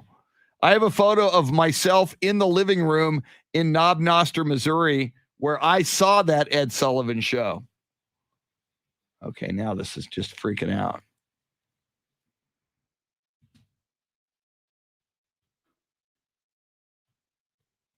Here's the Eddie Goodell Wikipedia. Let me see if my time hop has that. Time hop is a cool app. If you have it, it shows you photos that you had on social media on this day, a year ago, 2 years ago, 5 years ago, 10 years ago. So I may have had, see, I do have the Beatles story on my time hop, but I have a photo somewhere, and I know I've posted it.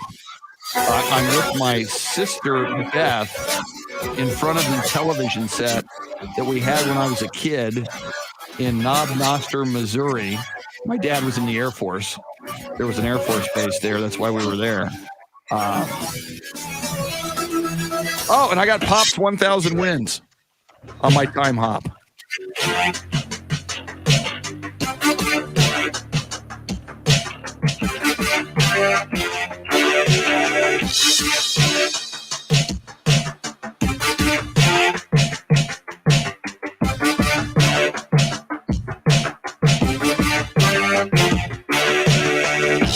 It is not showing up. Oh, well.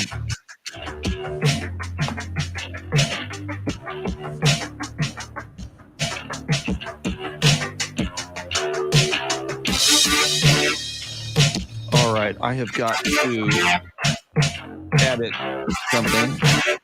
Do this.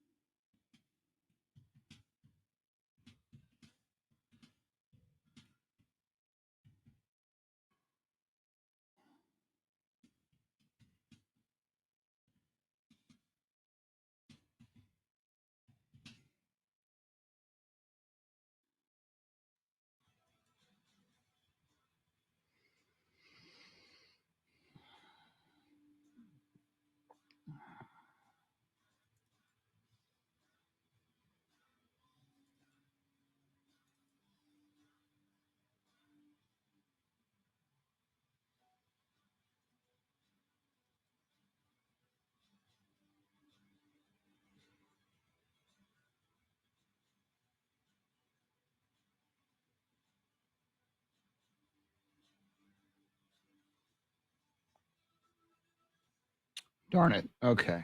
That's not good.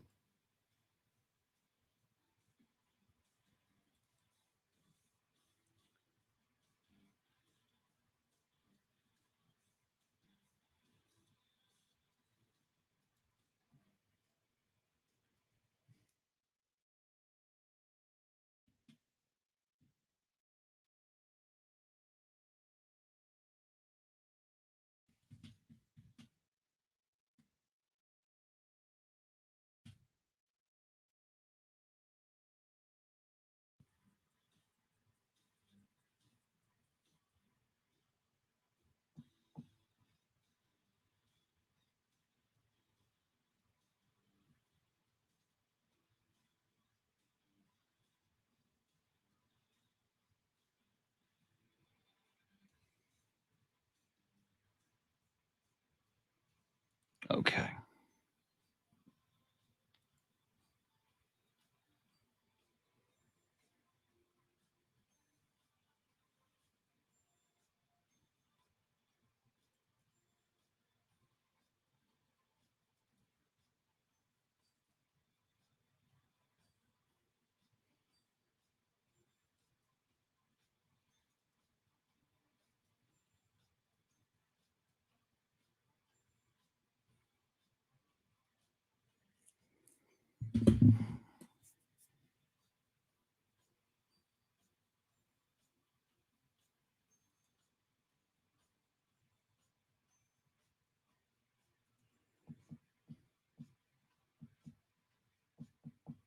Yeah, Robert, Time Hop is real cool.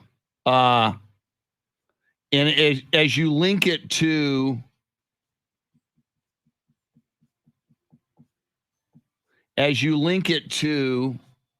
your Facebook, your Twitter, your Instagram, I forgot that I had that pop photo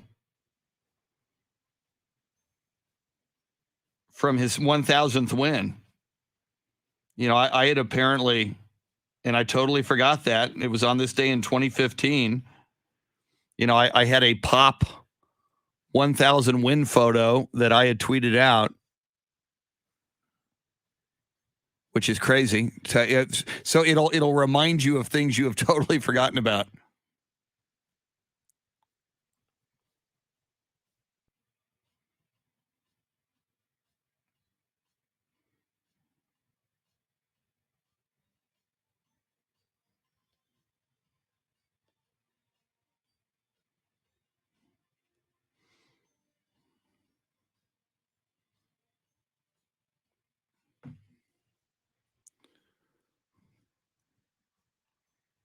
All right, John Williams, is that what you sent me on Facebook, the thing about the accident? Nope.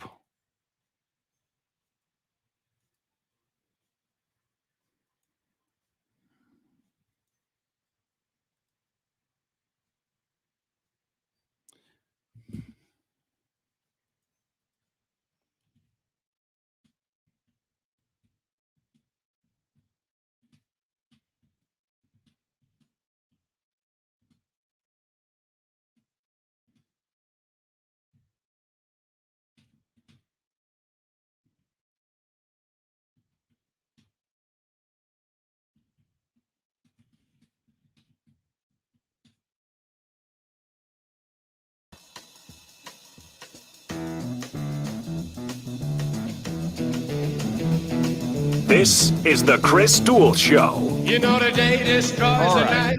Night divides the day. Try to run, try to hide. Wake up. Muting for Facebook.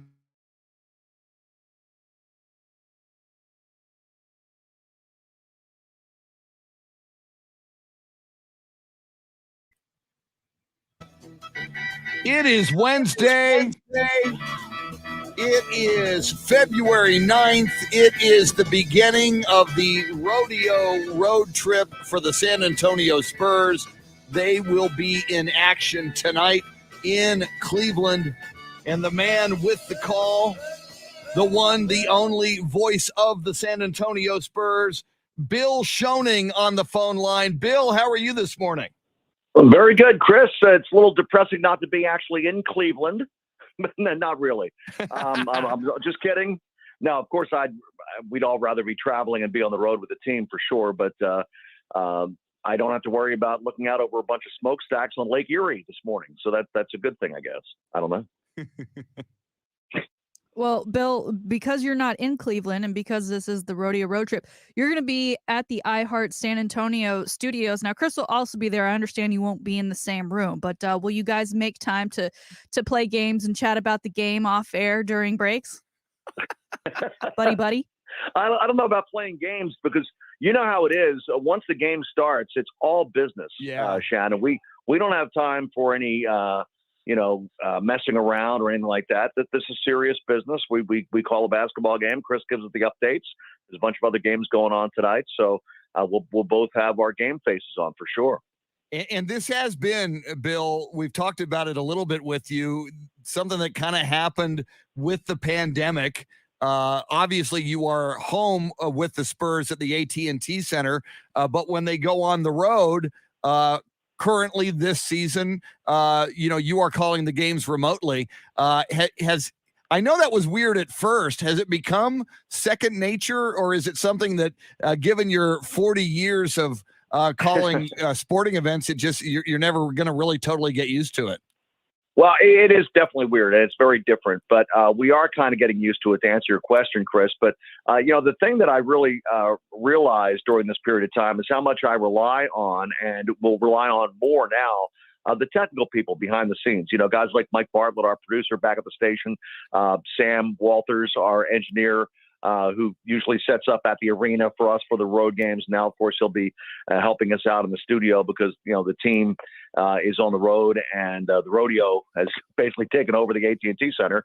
And so it'll be a little bit different, but, we're used to doing it now, and it's second nature. But, it is what we do the best we can with what we got. And we have everything we need for the broadcast. We're just not there physically at the game. Well, since you're not physically at the game, and it is the Rodeo Road Trip, part of which, just looking at the schedule, it's 8 games, but the first 6 are prior to the All-Star game. Are you going to feel like withdrawal from the arena at some point? Because you're so used to, I know broadcasters, right? We have our routines. We have the singular routine. Or are you just going to make the iHeart Studios your home with all your accoutrement? And I'm sure your buddy, is it Walter? Your stats guy? Is he coming Walter with Stoops, you? Our stat, yeah. I think he is. I think he's going to meet us over there. I do have a bed set up in the back. I don't know if Chris told you about that.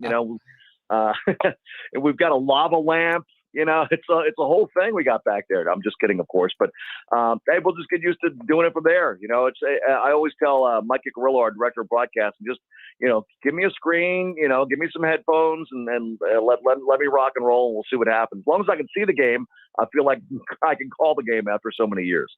He is Bill Schoening, the voice of the San Antonio Spurs. He'll have the call tonight as the Spurs take on the Cleveland Cavaliers. That's a tip-off just after 6 o'clock. So Spurs Radio Game Night, the pregame show with Bill, 5:30, coming out of 1200 WOAI in San Antonio and across the Spurs Radio Network. But Shannon mentioned, Bill, just how long the Spurs, you add that All-Star break and how long the Spurs will be away from the AT&T Center. Now, they played last Friday night. They beat the Houston Rockets. So that was the 4th of February.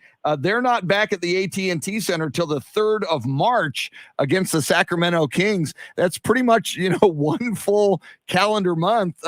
Certainly for the Spurs themselves and for Spurs fans, I got to believe there's some withdrawal symptoms that are going to be going on.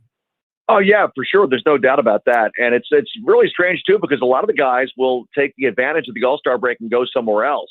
So they might not even be close to town, or maybe they'll stop back in town and repack and then go back out again. So I remember several times when we were traveling with the team on that last game before the All-Star break, the plane would be pretty much empty. Those of us heading back to San Antonio, but a lot of the guys would, make arrangements from that last city before the All-Star break to go straight to wherever they were going, whether it was, California or Hawaii or whatever, for a few days to kind of get away from basketball, which is, part of what the All-Star break is for those that aren't invited to participate, to go out and chill and just kind of get away from the game for a minute. Well, as far as vacations, one guy that won't be on vacation during that time is DeJounte Murray, after he's been named as an alternate for the All-Star game, stepping in for Draymond Green. He'll be there and representing the Spurs, but it looks like he might be the only Spur there. How much does he mean to this organization, and how deserving is he of this call up to the All-Star game? Well, he clearly is very deserving. It's hard to imagine where the Spurs would be without DeJounte Murray and his leadership right now. He's done a marvelous job. And from where he was to where he is now, the hard work that he's put in, of course, he had an entire year where he had to rehab that knee. So I know that a lot of people in the organization are very proud of him, the young man that he's become. He's matured a great deal. He's a leader for this ball club. He's really mentoring the younger guys. So in every way, shape, and form, DeJounte Murray, look at his numbers, and they justify it as well. He truly is an all-star. And, Bill, you mentioned DeJounte Murray's numbers, and the Spurs included this little tidbit in their press release when they announced DeJounte Murray's selection to the All-Star game. No player in NBA history has averaged over 19 points per game, plus 8 rebounds or more, 9 assists or more, or 2 steals or more for the entire season. At this moment, Bill, as you know, DeJounte Murray is averaging those numbers. How mind-blowing is it that he is on a pace to do something that no player has done in NBA history?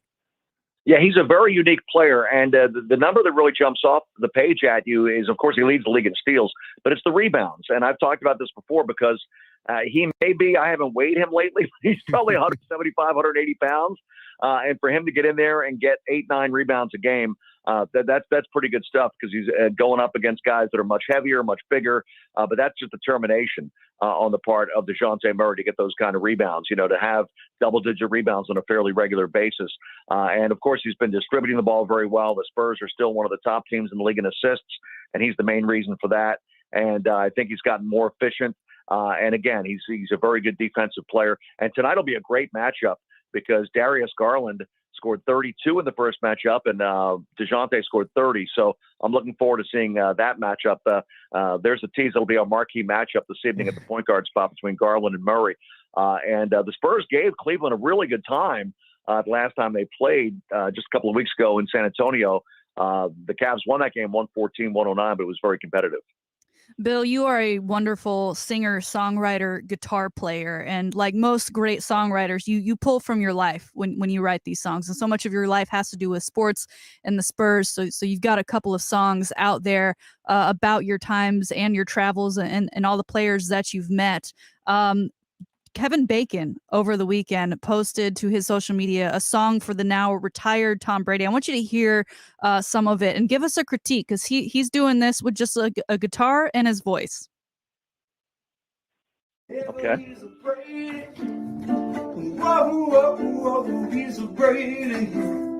Talking about Tom Brady.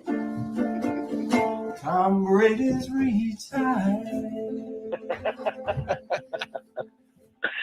That's actually pretty good. Now, of course, that's not original, but good for Kevin Bacon to come up with that little deal. That's pretty good stuff. I didn't know that Kevin could sing. In fact, the other day, I meant to tell you, Chris, I heard Kiefer Sutherland, and the song was really good. And I didn't know that Kiefer Sutherland could sing. So, those of us that do other things, we like to try to dive into other areas sometimes. So, it looks like Kevin Bacon, 6 degrees of Kevin Bacon, right? Isn't that 6 degrees of Kevin Bacon? Yeah. And 6 degrees of Chris Duel. Right. But I asked somebody told us when we played that Kevin Bacon song, because when he hit the high note, I was kind of impressed. Somebody said that he and his brothers actually have a band, and they have played at Green Hall. So who knew? I did not know that. He's been deep in the heart of Texas doing the music thing. I did want to bring this up, Bill, as well. One of our listeners reminded me of this. And then I've got an app on my phone called Time Hop that shows me posts that I put out on social media on this day, whatever, a year ago, 10 years ago, 7 years ago. I'm sure you will remember because obviously you had the call, but on this night in 2015, the San Antonio Spurs defeated the Indiana Pacers 95-93. It was Coach Greg Popovich's 1,000th victory. And I just find it interesting that today's the anniversary of that. As we now know, he is sitting at 1,500, which no coach has been at that number ever before. How amazing is it? And you've had a front row seat to this for so many of these wins, Bill, that Coach Greg Popovich just keeps racking up these victories. Yeah, it's amazing. And also his attitude toward it. It's like he doesn't really want to be bothered by any of that. He just wants to keep working and not worry about the accolades. And kudos to him for that. But I remember that night in Indiana 7 years ago. And if you recall, the big shot of that ball game was a baseline jumper by Marco Bellinelli. It wasn't a three-pointer. It was a two-pointer. It was about a 15-foot mid-range jumper from the left baseline. And the Spurs trailed by 17 in that game. Wow. I do a thing called Spurs Flashback. And today, that was the memory. The Spurs Flashback was that night. And it was in Indianapolis. And, of course, Pop is a native of the state of Indiana. Mm-hmm. And as I recall, he had a lot of friends at that game. So I know it meant a lot to him to win the game in his home state and to be able to, hang with his friends afterwards and have a big party. Well, from a 7 year ago, a flashback to what's going on today. You'll be on the call, of course, when the Spurs take on the Cavaliers, their first away game of this rodeo road trip. What can we expect out of this one? Well, I think that there's a couple of guys that are questionable going into tonight's game. Trey Jones had a dental procedure, and Lonnie Walker's been bothered by a sore knee. So we'll see how those two guys are. Josh Primo is with the parent club and would be available tonight to be used, especially if either of those other two guys can't go. You would think that Josh might get some minutes. So other than that, I think that they're fairly healthy going into this road trip. Of course, that last road trip they had last month, they were not, and the health and safety protocols caught up to them, and they went 1-6 on that trip. But this is an 8-game trip, and of course, right now they're going to concentrate on this 5-game stretch right now. So I'm optimistic. I'm always optimistic about the Spurs because I think that they play hard. They do some good things, maybe not on a consistent basis right now, and that's probably the next step for this ball club. Is once they're whole and healthy, and they have not been consistently healthy over the last couple of months. But once they're whole and healthy, once they can get a little bit of a rhythm, maybe they can kind of, get back in the race. They're really not that far out of the 10th spot for a possible play-in game, and they still have a lot of games left. So I always see the glass half full. Doug McDermott is shooting the ball very well. I liked what I saw from Zach Collins in his first game with the Spurs. He had 10 points and 7 boards. And a couple of steals, I believe, and 3 assists in a very limited number of minutes. I think he only played 13 or 14 minutes in that game against Houston. So that was certainly encouraging. So, we'll see if this part of the season they can get going and win some road games and maybe get a little momentum going. More coming up with Bill Schoening in a flash, but at 8:20, we pause for just a moment to give you a shot at $1,000. It's the Grand in Your Hand cash contest. Here's the keyword. Now your chance to win $1,000. Just enter this nationwide keyword on our website. Green. That's green. Enter it on our station website now.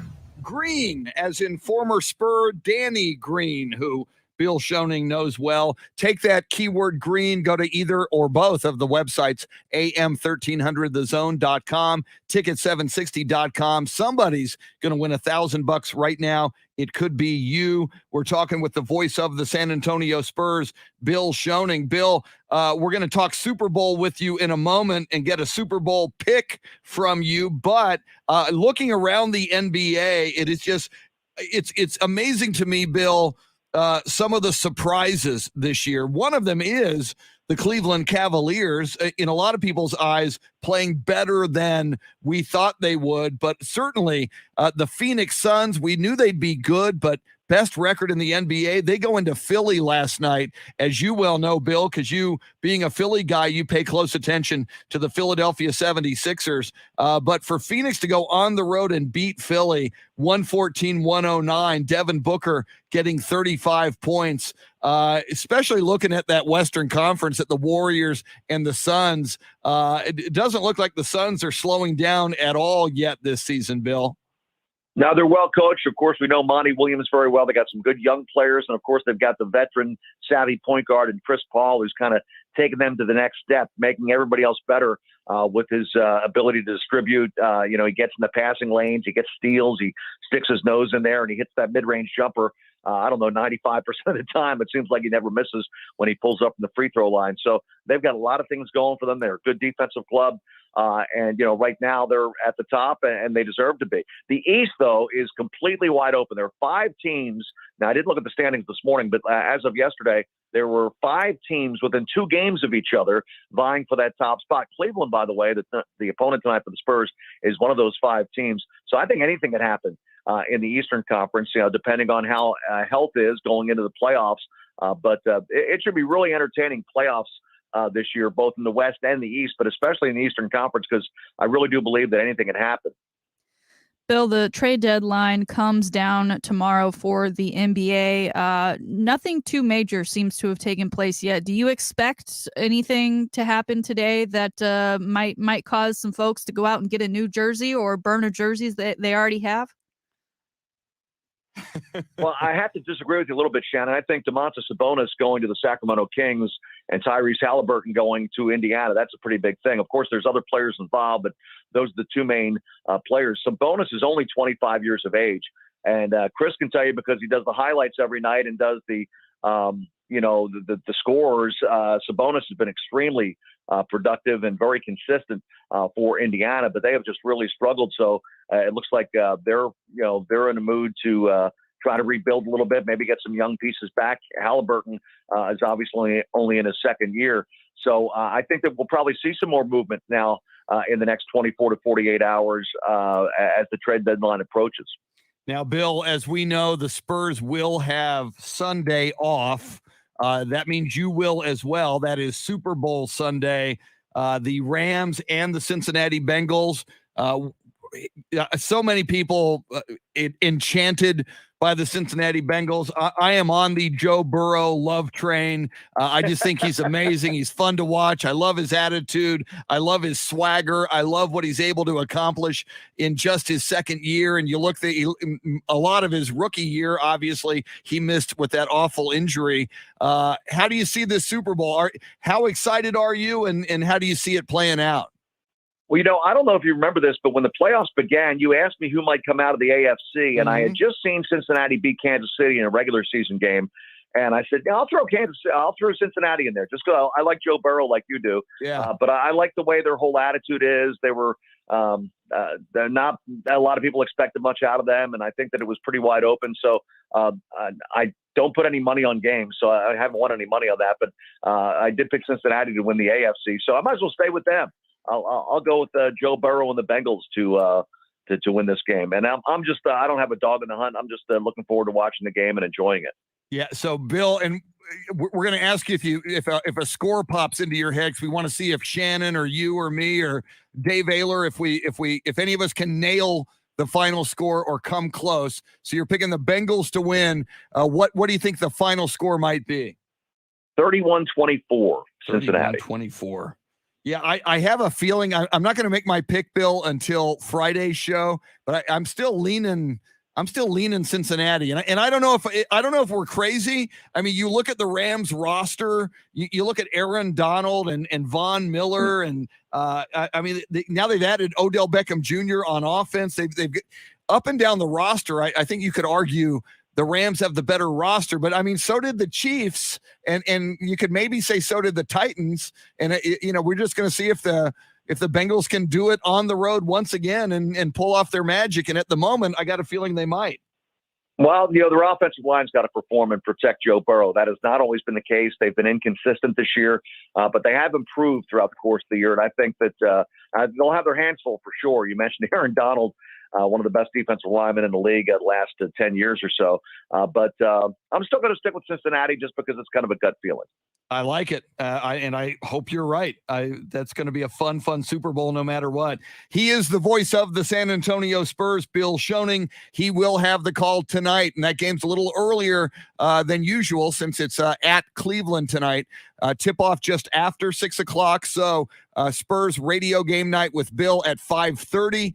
If you're in the San Antonio area or anywhere in Texas, it's 50,000 watts, 1200 WOAI, or across the Spurs radio network beginning tonight at 5:30. Bill, looking forward to having you in the building, looking forward to the rodeo road trip. And I normally say, see you on the radio, but we'll see you in the hallways tonight. Yeah, I'll be stalking you in the hallway, Chris. That'll be me. So we'll look forward to seeing you guys this afternoon. All right, Bill, have a great call tonight. Thank you. All right, the voice of the San Antonio Spurs, Bill Schoening. Shannon, we got him down for Bengals 31, Rams 24. I like that prediction. I do like it. And, he's in the position. It is Wednesday, and you and I won't be making our picks till Friday, but we'll go ahead and get James Allen's coming up next segment. James Allen of the Pro Football Hall of Fame hopping on an airplane tomorrow to go to L.A. We'll talk all things Super Bowl, see if he's going to Shaq's party, and seeing if Shannon will be his date to Shaq's party. That and more coming up. She's Shannon, Salty Sweeney, Dave OEHLER making the show go till 9. It's the Chris Duel Show.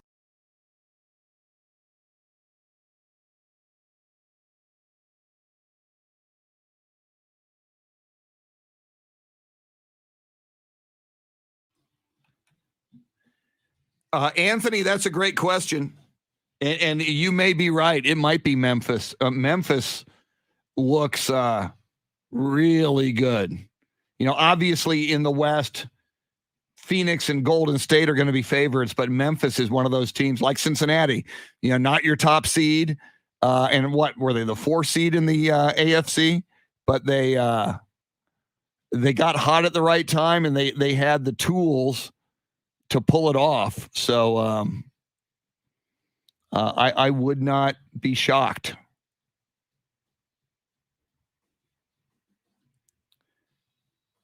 Good morning, Fred.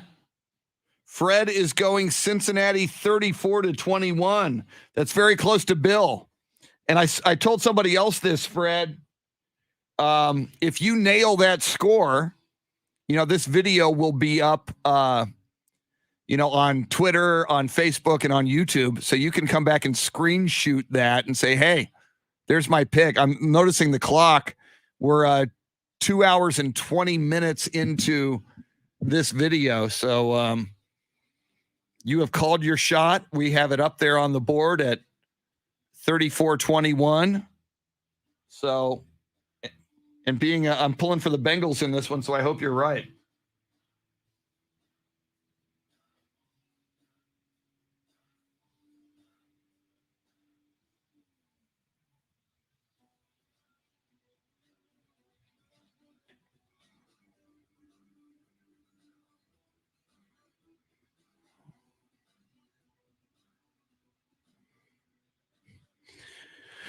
Getting more predictions. Brian Birdie, who says the Spurs will go 4-4 on the rodeo road trip. And Brian, I would love it if the Spurs went 4-4 on the rodeo road trip. But Brian Birdie going Bengals also 27-24. Bill Schoening has 31-24.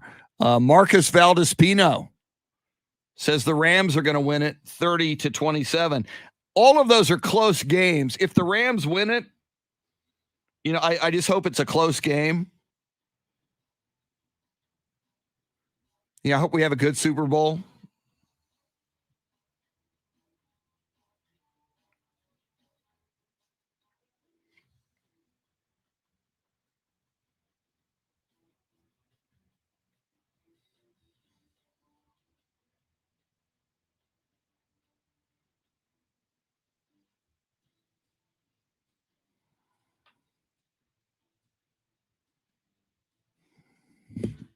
Louisa, who we know is pulling for the Rams. You've told us that a couple times.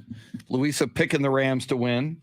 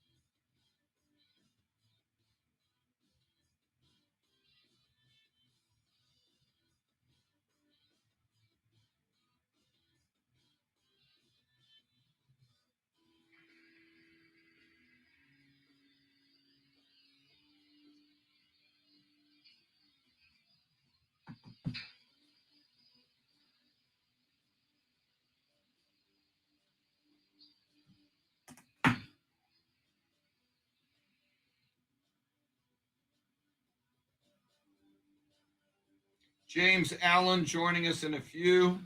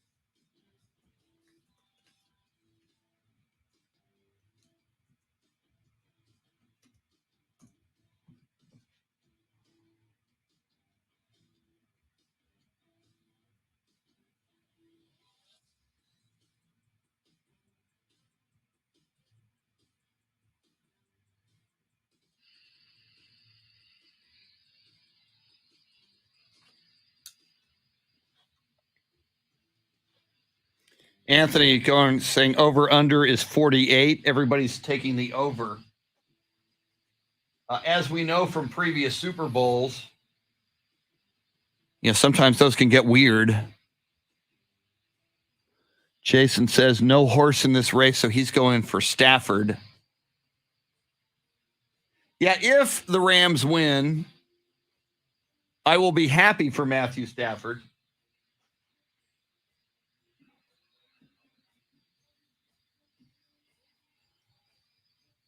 Dave Ayler is calling Mr. James Allen.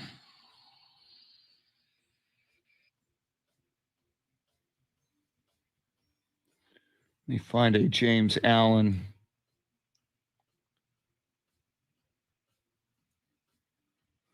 photo.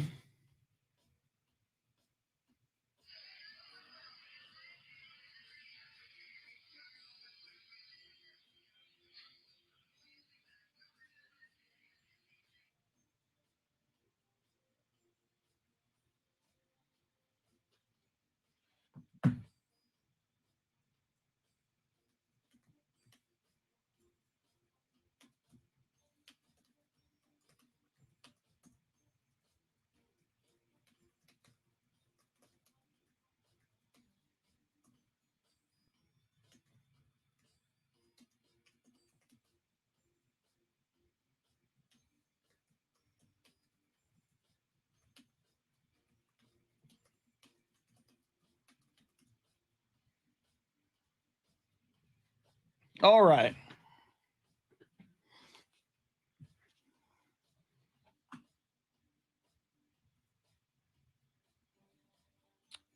There's James. Oh, we already know James Allen's pick. Look at that.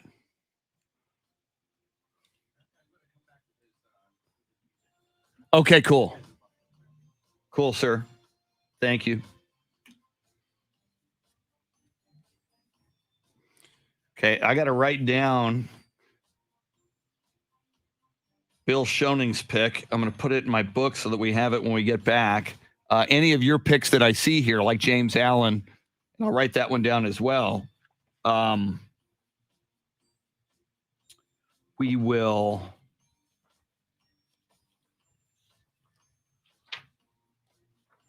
See, I'll put this one here.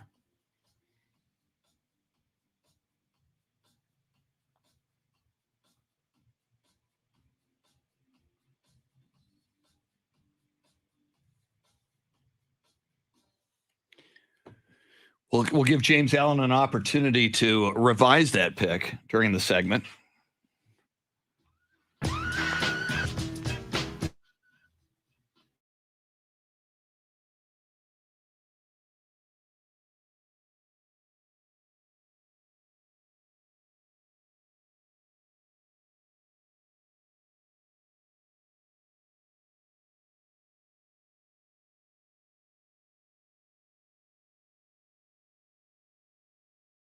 Hall of Fame. He is headed out to Los Angeles tomorrow to go to the Super Bowl. We normally have James on Thursdays, but he'll be flying to LA tomorrow, so he joins us on the phone line. James Allen, how you doing this morning, man? I'm low on sleep. They asked me to come out early, so I leave for LA this afternoon. Oh my goodness! Yeah. So it's crazy, but yeah, thank you for adjusting the schedule, and shout out to you and Shannon, and of course David, and all the people listening. All right, James. So you're heading out there today, which is probably for the best because you need to plan.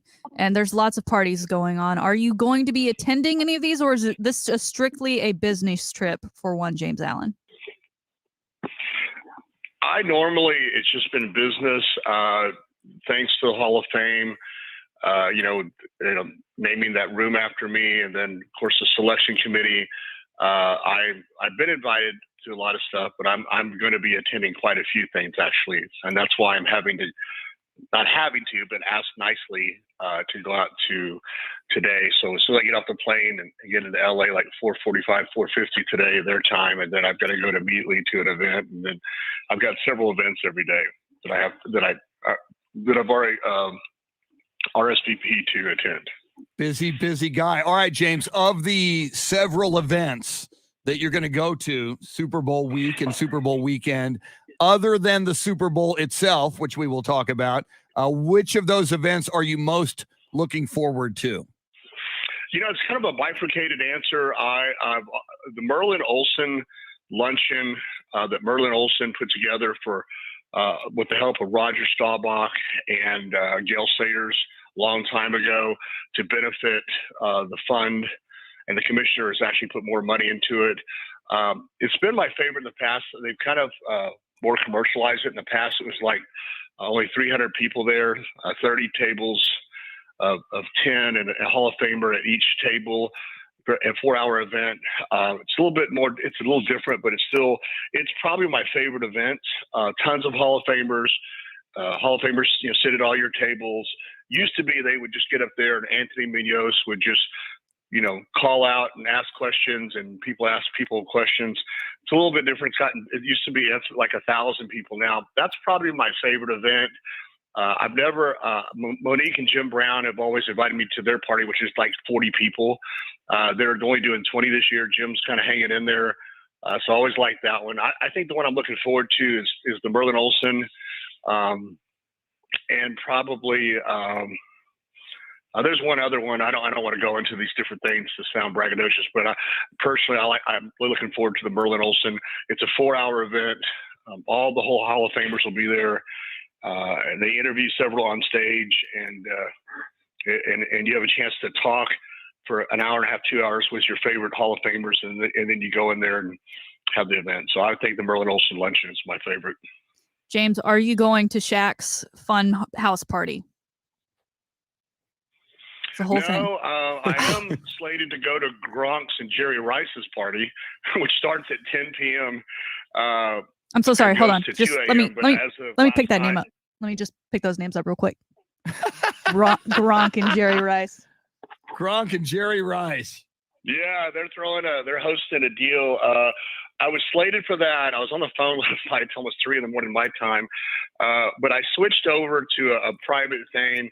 But I'm also excited about the Oscars for sports is the NFL awards show. All the stars will be there. Thanks to being on the selection committee. I think that's the kind of one I wanted to kind of admit it to. I am going to that, and with the chairman of the Hall of Fame and stuff like that, and some VIP stuff. So the red carpet stuff, and that's see all the players will be there. And all the NFL players will be there as well, beyond Hall of Famers. So that's kind of the cooler. I've been invited to. I'm attending several events, but I would say the NFL Honors show I'm really looking forward to. But I'm probably not going to go to Gronk's thing. I'm going to this private thing on a yacht for only 250 people, and just kind of I like the more intimate kind of stuff.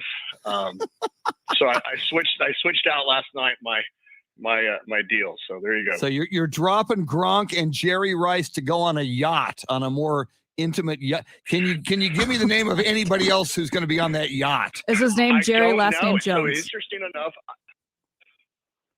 No, it's not his yacht. Okay. I would tell Jerry, because Jerry would, Jerry's not private. It is a private, a wealthy family out of Los Angeles. I don't know them. Kardashians. No, Okay. and really kind of came in under the rope just because they just wanted a board member to attend, and they called me last night. The kind of a coordinator said, "Hey, we know you're going to this, and this," and I go, "Hey, I'm in." I'm definitely going to go to that. Drinks, yeah. I'll show up on the yacht. Sure, Yeah. I'm in. Count me in. Yeah, yeah. My yacht's a 16-foot pontoon boat at my ranch. So, so that's kind of the cool thing. But there's a lot of parties, like you said. Everybody's throwing a party out there, especially LA. Well, and James, because first of all, if you ever don't want to go to something, you just give me a call. I'm great at parties. I'm a great guest. I'm kind, and like we said before, I will ask the host whether or not I need to take anything home or leave anything there, as I'm telling them thank you for being the host of the evening. This Super Bowl being in LA. Do you think it'll have kind of that LA feel where there is just craziness going on everywhere? You mentioned there's going to be tons of parties. Is it going to be Super Bowl everywhere you look? Oh, absolutely. Depending on the town, but I remember before I was on the Hall of Fame, thanks to the late Mr. Benson, I was invited to the Saints. I think it was at Saints Stadium, this Patriots and Packers years ago in New Orleans. And I'd take some buddies there, and we're walking the streets, and this one guy comes up to him, and the guys I'm with are really big guys, made me look small, former players. And this one guy said, "Hey, man, do you mind walking with me and everything else? Because I got to get somewhere." And his movie had come out with Jerry Maguire and Cuba Gooding, and everybody's yelling, "Show me the money." And then next thing you know, turn the corner, there's John Bon Jovi, and in Starbucks. And wow. And with LA, you're going to get a lot of that. There's going to be a lot of those people in the streets, traffic, walking to parties, because we have rides to different stuff and limo stuff, but there's just going to be even more than usual. There's going to be everybody's going to be out. He is James Allen of the Pro Football Hall of Fame, headed today to Los Angeles. That's updated flight information. All right, James, let's talk about this game, man. I am on board the Joe Burrow love train. I love the story. I think he's like the coolest guy maybe in the league now. But I mean, can they keep this going? They won, they beat the Raiders at home. They were supposed to. That was a close one. Then you go to Tennessee, you went on the road. Tennessee, as we all know, was the number 1 seed in the AFC. Then you go to Arrowhead, which was amazing to beat the Chiefs and Patrick Mahomes. Now the Super Bowl in LA. Now I did see a preview of your Super Bowl pick, but do you think the Bengals, who are not favored, the Rams are favored to win this game? Do you think the Bengals, with the talent they have on that team and led by Joe Burrow, do you think they have a chance to win this Super Bowl? Oh, absolutely. It comes really to me. We've talked about this even back when I saw the Chiefs barely, thanks to Tyreek Hill, 3rd and 25, 3rd and 27 over the 49ers. It comes out to that defensive line versus offensive line. The question for me is that Rams front group with Donaldson, the 49ers, they held them off. They got really tough at the end. That's the question. Because I don't care if you're Joe Burrow, Peyton Manning, Joe Namath, whatever name you want to throw. If you can't get 3 seconds, it's really tough to make things work. If you only get 2.2 seconds right there. So the question is, and it really comes down to the defensive line on Joe Burrow. If they can give him the time, I think they win. I just don't know if you can stop that the offensive line versus defense. That's to me is the swing factor. And also I know it's at home, and the NFL owns all the tickets and distribute them, but as you know, the Spurs player, it helps to be at home and travel and your wife and kids and everything else. So, but it really comes down to offensive line versus the defense, and that's it.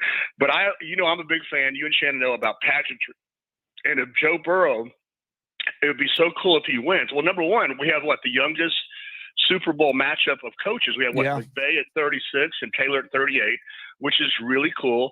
But if Joe wins this, he will join Joe Namath and Joe Montana for the only person to win a national championship and a Heisman and then a Super Bowl.